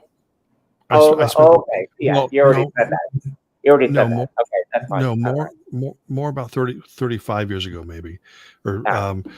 but I mean, the way that I look at it, I'm going to use this as an example again. This is a 2 CD set. Probably, I mean, it's an import. You can probably get it for $25 at the most. And this contains the full album. Now, if I were to walk into a record store today and buy a reissue of this album, the reissue of the album is going to cost me $20, $30. And so why not spend the same amount of money, get the full album, every non-album A-side, every non-album B-side, plus a handful of unreleased tracks, and get their entire catalog for $25 rather than buy a vinyl LP for $20, $25 and then have to go out and buy all the separate singles and end up spending $75, $80, $150 just to get the same songs I can get for $25. So then how would you say it towards someone who says, say someone who loves vinyl, and then they say, okay, look, I love the Beatles mono. Mm-hmm. You obviously must have the mono box set, like on CD. No, I don't have the mono box. See, I'm not a big mono fan. I understand the draw of it and the importance of it, but I was born with hearing issues, so most of the time that I listen to music is in the headphones. And when I do that, mono is harder for it. It sometimes will give me a headache. But I love the sound. If you're playing it through the speakers, I love that sound. But I don't listen to music enough in the speakers, and so that's why I'm not a big mono fan. So if I walked into a store and I saw the Beatles stereo box and the Beatles mono box, I'd buy the Beatles mono box only because I could turn around and sell it for a lot of money. But if it was just for me listening, I would buy the stereo box because that's what I find. The best of both worlds is when artists such as the Beatles will put out a box set that'll have the stereo and the mono version on it. Okay, so would you buy the stereo box in the CD version, or would you buy it in the vinyl version? I would never. Why buy it on vinyl? I don't listen to vinyl. I don't have a No, turntable. no. I was just asking you, like, just if you're I gonna would buy do. CD. I would buy everything CD. All right. I've never consider buying anything on vinyl only because I don't have a turntable and I don't want to reinvest. Look, you could walk.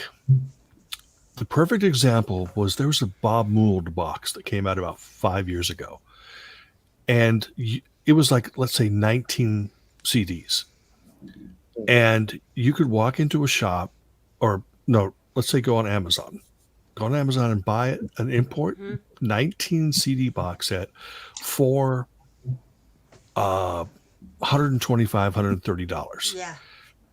Well, they released all those albums in separate box sets here, or I mean, separate box sets in the UK, like 5 or 8 albums per box, whatever it was. Right. And so I could buy all those albums in a CD box set for $125, or I could buy all those albums in separate vinyl boxes that would end up costing me $750 Yeah. for the same exact albums. And to me, it's a no-brainer. Pay $125, get all that stuff, and it's in this box this big, and you hold it and you can hug it and sleep with it or whatever if you want. But the LP boxes, sure, they're beautiful. Sure, the covers are bigger, and blah blah blah blah blah. But so from your perspective, is it fair to say it's more economical and getting the great sound that you can have from a CD as opposed to someone who's a collector from vinyl? You see what I'm saying? yeah, Sorry, go ahead. I'm never going to try to convince anybody not to buy vinyl or not to buy CDs. I'm going to always convince people to buy what they want. I should never have called my channel the CD Junkie, because people literally will say, "Oh, I'm not going to go watch his channel because he talks about CDs." It's like, no, I talk about music, and this is the way that I hear my music. This is my mode of transportation. And that's what my channel is about, is talking about music.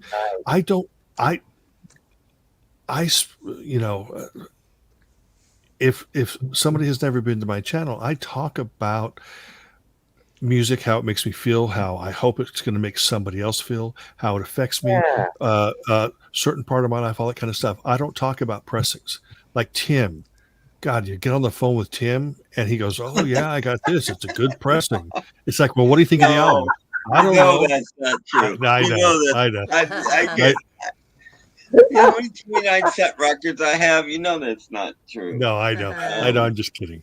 But no, that's, to me. But but having said that, Stephen, like, what about different? I guess what about different pressings for CDs, right? Because that does happen, right? Usually I'll always buy like a remaster, even though some people say it's brick walled or whatever. Look, the way that I look at it is, I am certainly buying music. I won't buy a UK version of a CD over a British version unless there's going to be a difference, unless there's different CD mixes version. or different songs. Yeah, CD. Remember, I never buy vinyl.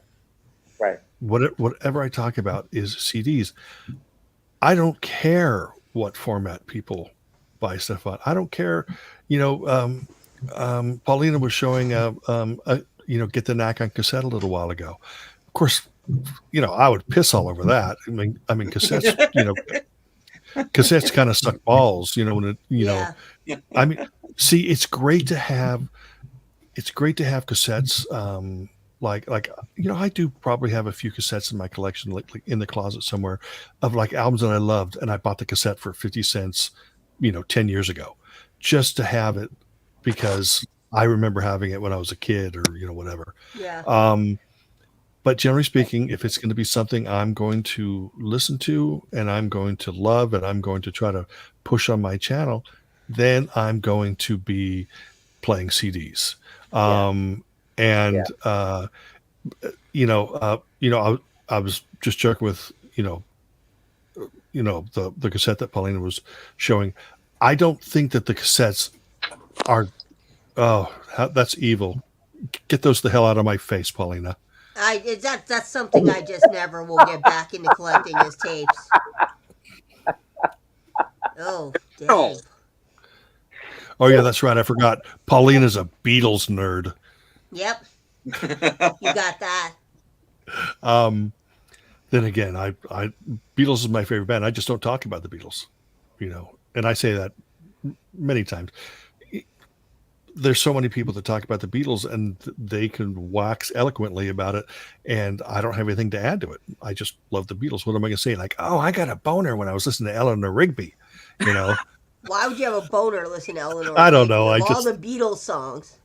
I don't know. It's just me saying something stupid. Yeah, please erase the stream, Tim. No, Davey's gonna go and record it and put it on his Hey, Davey. Yeah. But it's I think that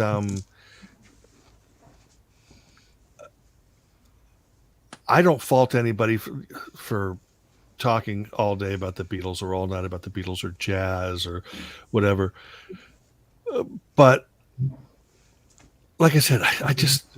But at the same time, too, it must bother you. What was that? I'm saying it's like at the same time, too, it must bother you. No. No, see, the thing is people are talking about what they're really hip to. People are talking about what they're really passionate about. There's nothing wrong with that. That's when great. they're talking about the music, when they're talking about how exciting it was to put the needle down on side 2 of Abbey Road, or how they fell in love listening to Beatles for Sale, stuff like that. That's what I want to hear. I don't want to it's just awful when you say, oh, I picked this Kevin Gray mastered pressing of Abbey Road today. My God, yeah. And then it's like cool. Well, what do you think of the album? Well, Kevin Gray mastered it. It's like, well, what do you think of it? People get too technical with their videos. I want to hear what you really think of the album. Exactly. They get too. I once watched an hour-long video of a guy going through the Beach Boys. What's the 2 record set that came out in the early 70s? Is it Carl and the Passions and no, the greatest hits. Endless Summer. Yeah, Endless Summer. Some guy spent an hour. I think he was at Bananas, in their other store that most people can't get in, and he spent like an hour filming himself trying to find a 4-sided Wally copy of Endless Summer. And I watched it, and after I watched it, I'm like, okay, there's an hour of my life I'm never getting back. And that just took me out of the audiophile thing completely. I don't care if it's a 4-sided Wally. Why does anybody I just picked up any copy of Endless Summer. I didn't care what it was. I just wanted it for my collection. Oh my God. So much about, the vinyl community, because they're talking about like, oh my God, Robert Ludwig this, or Bernie Grunman that, or something like that. I was like, these people weren't in the studio while the band was making the music. All they did was put the music onto a vinyl. That's it. That's where their contribution begins and ends. It's not like, they're like, like maybe we should bring up so-and-so's bass, or like, or hey, I was the one that make sure that like John Lennon had that one vocal effect on his voice in Tomorrow Never Knows, or On the other hand, it's what people Yeah. dig, and if that's what Yep. gets them excited or whatever. I Yep. mean, with me, like I said, I want to hear people like Tim talk about their memories of a particular album or whatever, not who mastered it. But I got to respect that because some people are into that. But don't crap on me for talking about CDs if Yeah. you can't even tell me what how the album made you feel, and all you can tell me is who mastered it. Yeah. Oh, Yeah.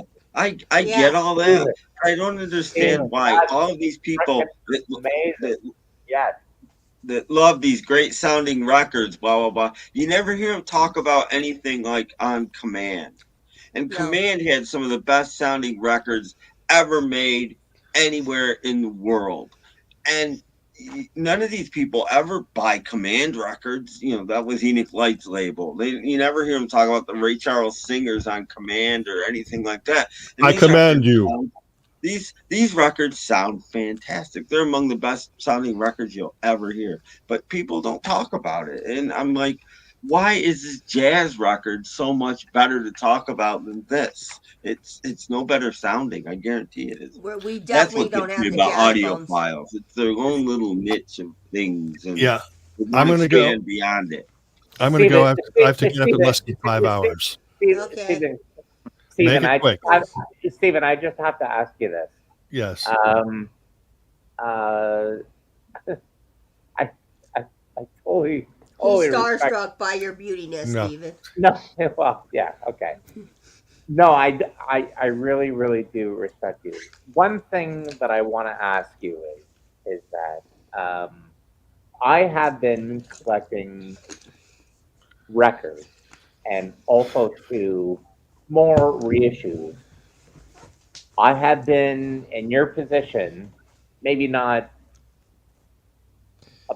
like a prominent position. I only had, like I said, I've only had like a maybe 600 titles. Mhm.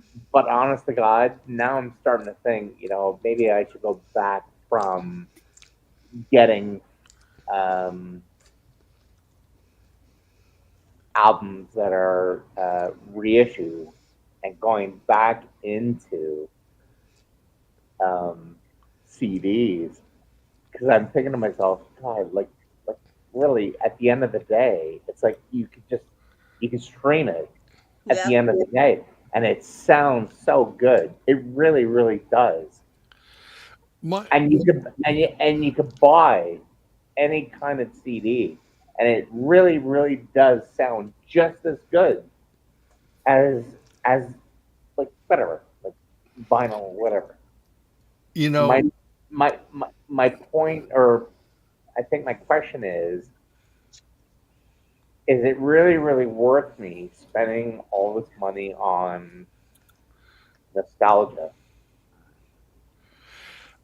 To me, it's what makes you feel good. It's what Yep. it's where you find passion. And if it's just the music, like it is for me, why not? If somebody hands you $100 and say, go into Amoeba and buy as much music as you can. Well, if you're just going for nostalgia and you want to fit in with everybody else who's buying records, you're going to walk out of there. You're going to have John Coltrane and Love Supreme and maybe a gumball, But with don't $100. But if you were to walk into the CD section, you might be able to walk out with 15, 20 CDs. Well, that's what I was more going to than say. Well, that's what I was going to say. At the end, sorry, this is Yeah. the end part of it. At the end of the day, do CDs work out more in the end as opposed to vinyl? Yeah. Yeah, I mean, CDs is inexpensive. Like I said, it's not cool to be a CD collector, but I've never been cool in my entire life. I've never tried to be cool. I buy music because what it does to me, and then I try to turn around and hopefully get other people excited.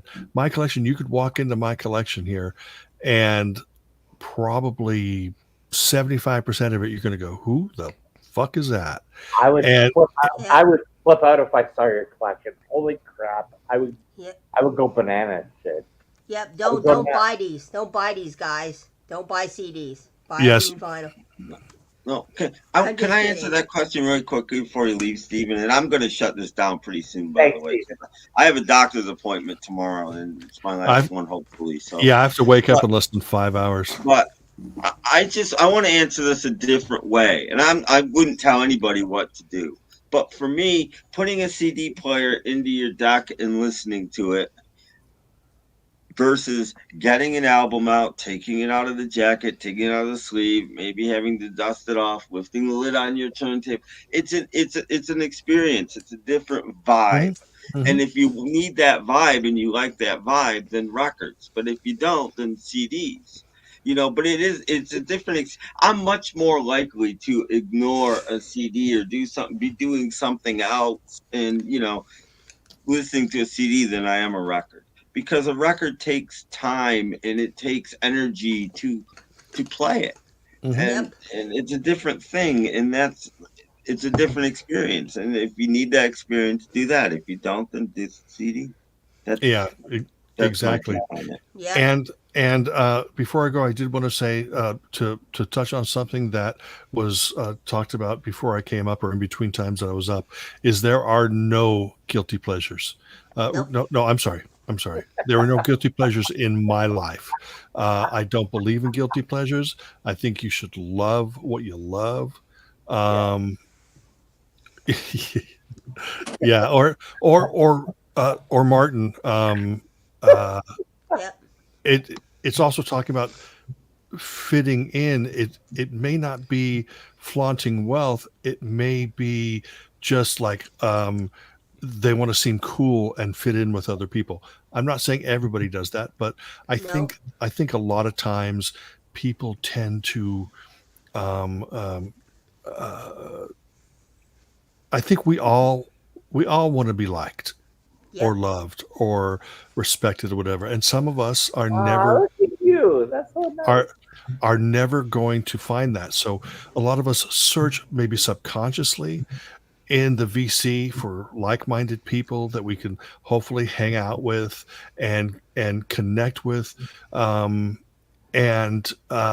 think that sometimes you just walk into the wrong room and you think you're there, with a bunch of nice little kittens, but then you find out that you're really, in a room full of venomous snakes. Yeah. And, and we've all tripped over, we've all made our mistakes. We've all done this, whatever.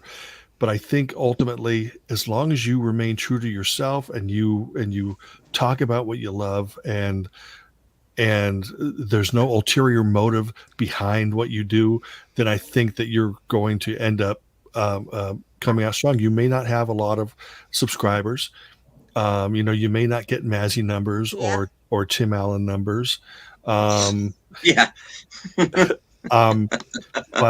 But the thing is that you're going to be able to go to sleep and you're going to go like, I went up and I made a video about this, or I made a video about that. Whatever you put behind it is ultimately what you're going to get out of it. And I get shit on a lot.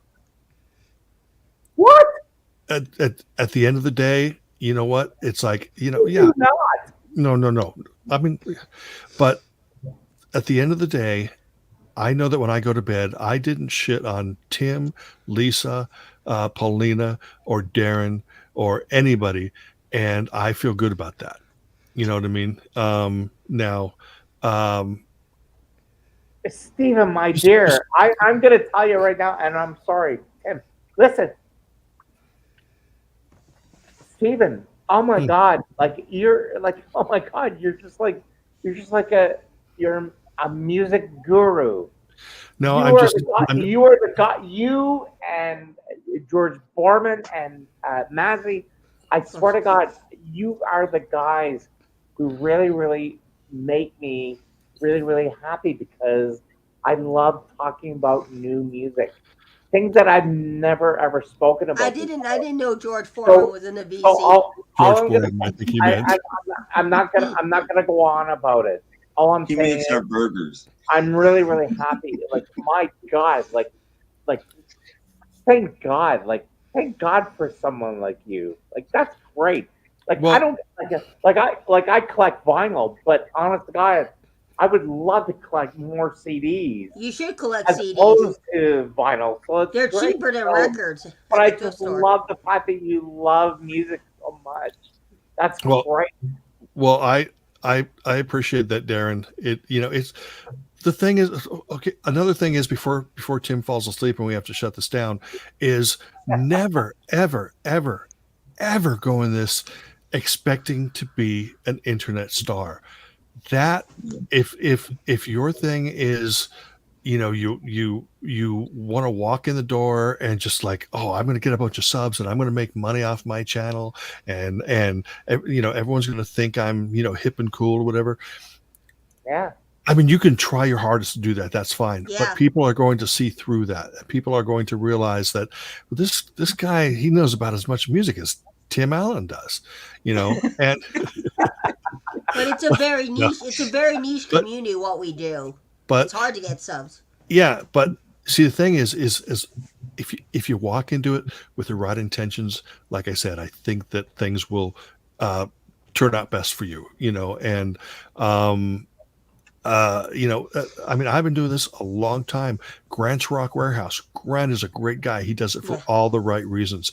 He's got double the amount of subs that I do because he's doing something right. I'm not doing something right, but I can't worry about that. I just have to worry about doing what I do. Yeah. I mean, one day, Darren, Why- you'll be as big as Tim Allen. But why is everybody Tomorrow. yeah. Well, why is everybody so concerned about likes and subs? Like, why? It's not the why is that the big thing? It's not a big thing. I think I don't get that either. And if you're About what? monetized, I get it. But if you're not monetized, I don't get it. I don't know why people are so concerned with subs and views. Well, to be honest with you, I don't know. Let me tell you why I'm concerned about subs and likes. Now, it's not really the likes; it's more like the subs. See, the thing is what I like to do is I like to talk about bands that nobody else does, and when I do that, I'm trying to promote this music. I'm not promoting it. I'm not making money off it. I'm not doing it because an artist wants me to. I'm doing it because I love the music so much. Yeah. The more subs I have, the more opportunity there is for me to introduce somebody to new music. Yeah. But I could have 10,000 subscribers and nobody's going to like that band, or I could have 3,000 subscribers and 30 people are going to like that band, or 3 people are going to like that band. I don't know, but the point is just try to do something. Yeah. And I know look, I'm 60 years old. I should be way past sitting on the fucking internet talking about music. I know that, but what the hell, I mean, you only live once, and I like talking about music, and what else am I gonna do? I mean, I can only go out in the prison yard, for 1 hour a day. So I got to sit here in my prison cell. I mean, you can try to become an influencer like some of the VC people want to do. I will never be an influencer. Ever, ever, ever be an influencer. Me either. I just want to make my stupid videos and have someone go, hey, I picked up that Kiss in the Pink album. Yeah, that was really good. Anyway, I do have to go to bed because I got to get up in 4.5 hours. Yep. Yeah, I gotta go too. So good night, Nice to meet Steven. you. And Nice to meet you. To preach the word of give my regards to Broad Street. F that crap. Oh. Oh, F that I crap. I bet you she has the cassette of that. Yep. Oh God, why did I say? Why did you have to do that? Stephen, I- Stephen, I I'm have gonna to tell you, Stephen, I have to tell you. Mm-hmm. I think you Put that you- in the toilet. I think you are kind of a DJ, but I just want to say I really, really respect and honor your your love for music. Thank And, you. That's the thing that really intrigues me. Yeah, thank you. I just want people just to be happy, and Yeah. and if it's music or if it's watching Yeah. action movies or if it's knitting or sewing, whatever. Well, I I don't don't know care. about that. Just people be happy. Just people be Sewing happy. is not that bad. Yeah. So Yep. anyway, good night, everybody. Good night. All right. Thank Good you night, all. Steven. Because Thank you all. Good Thank night, you all. everyone. Bye. Good night. Give him our regards to Broad Street. No. Give my regards.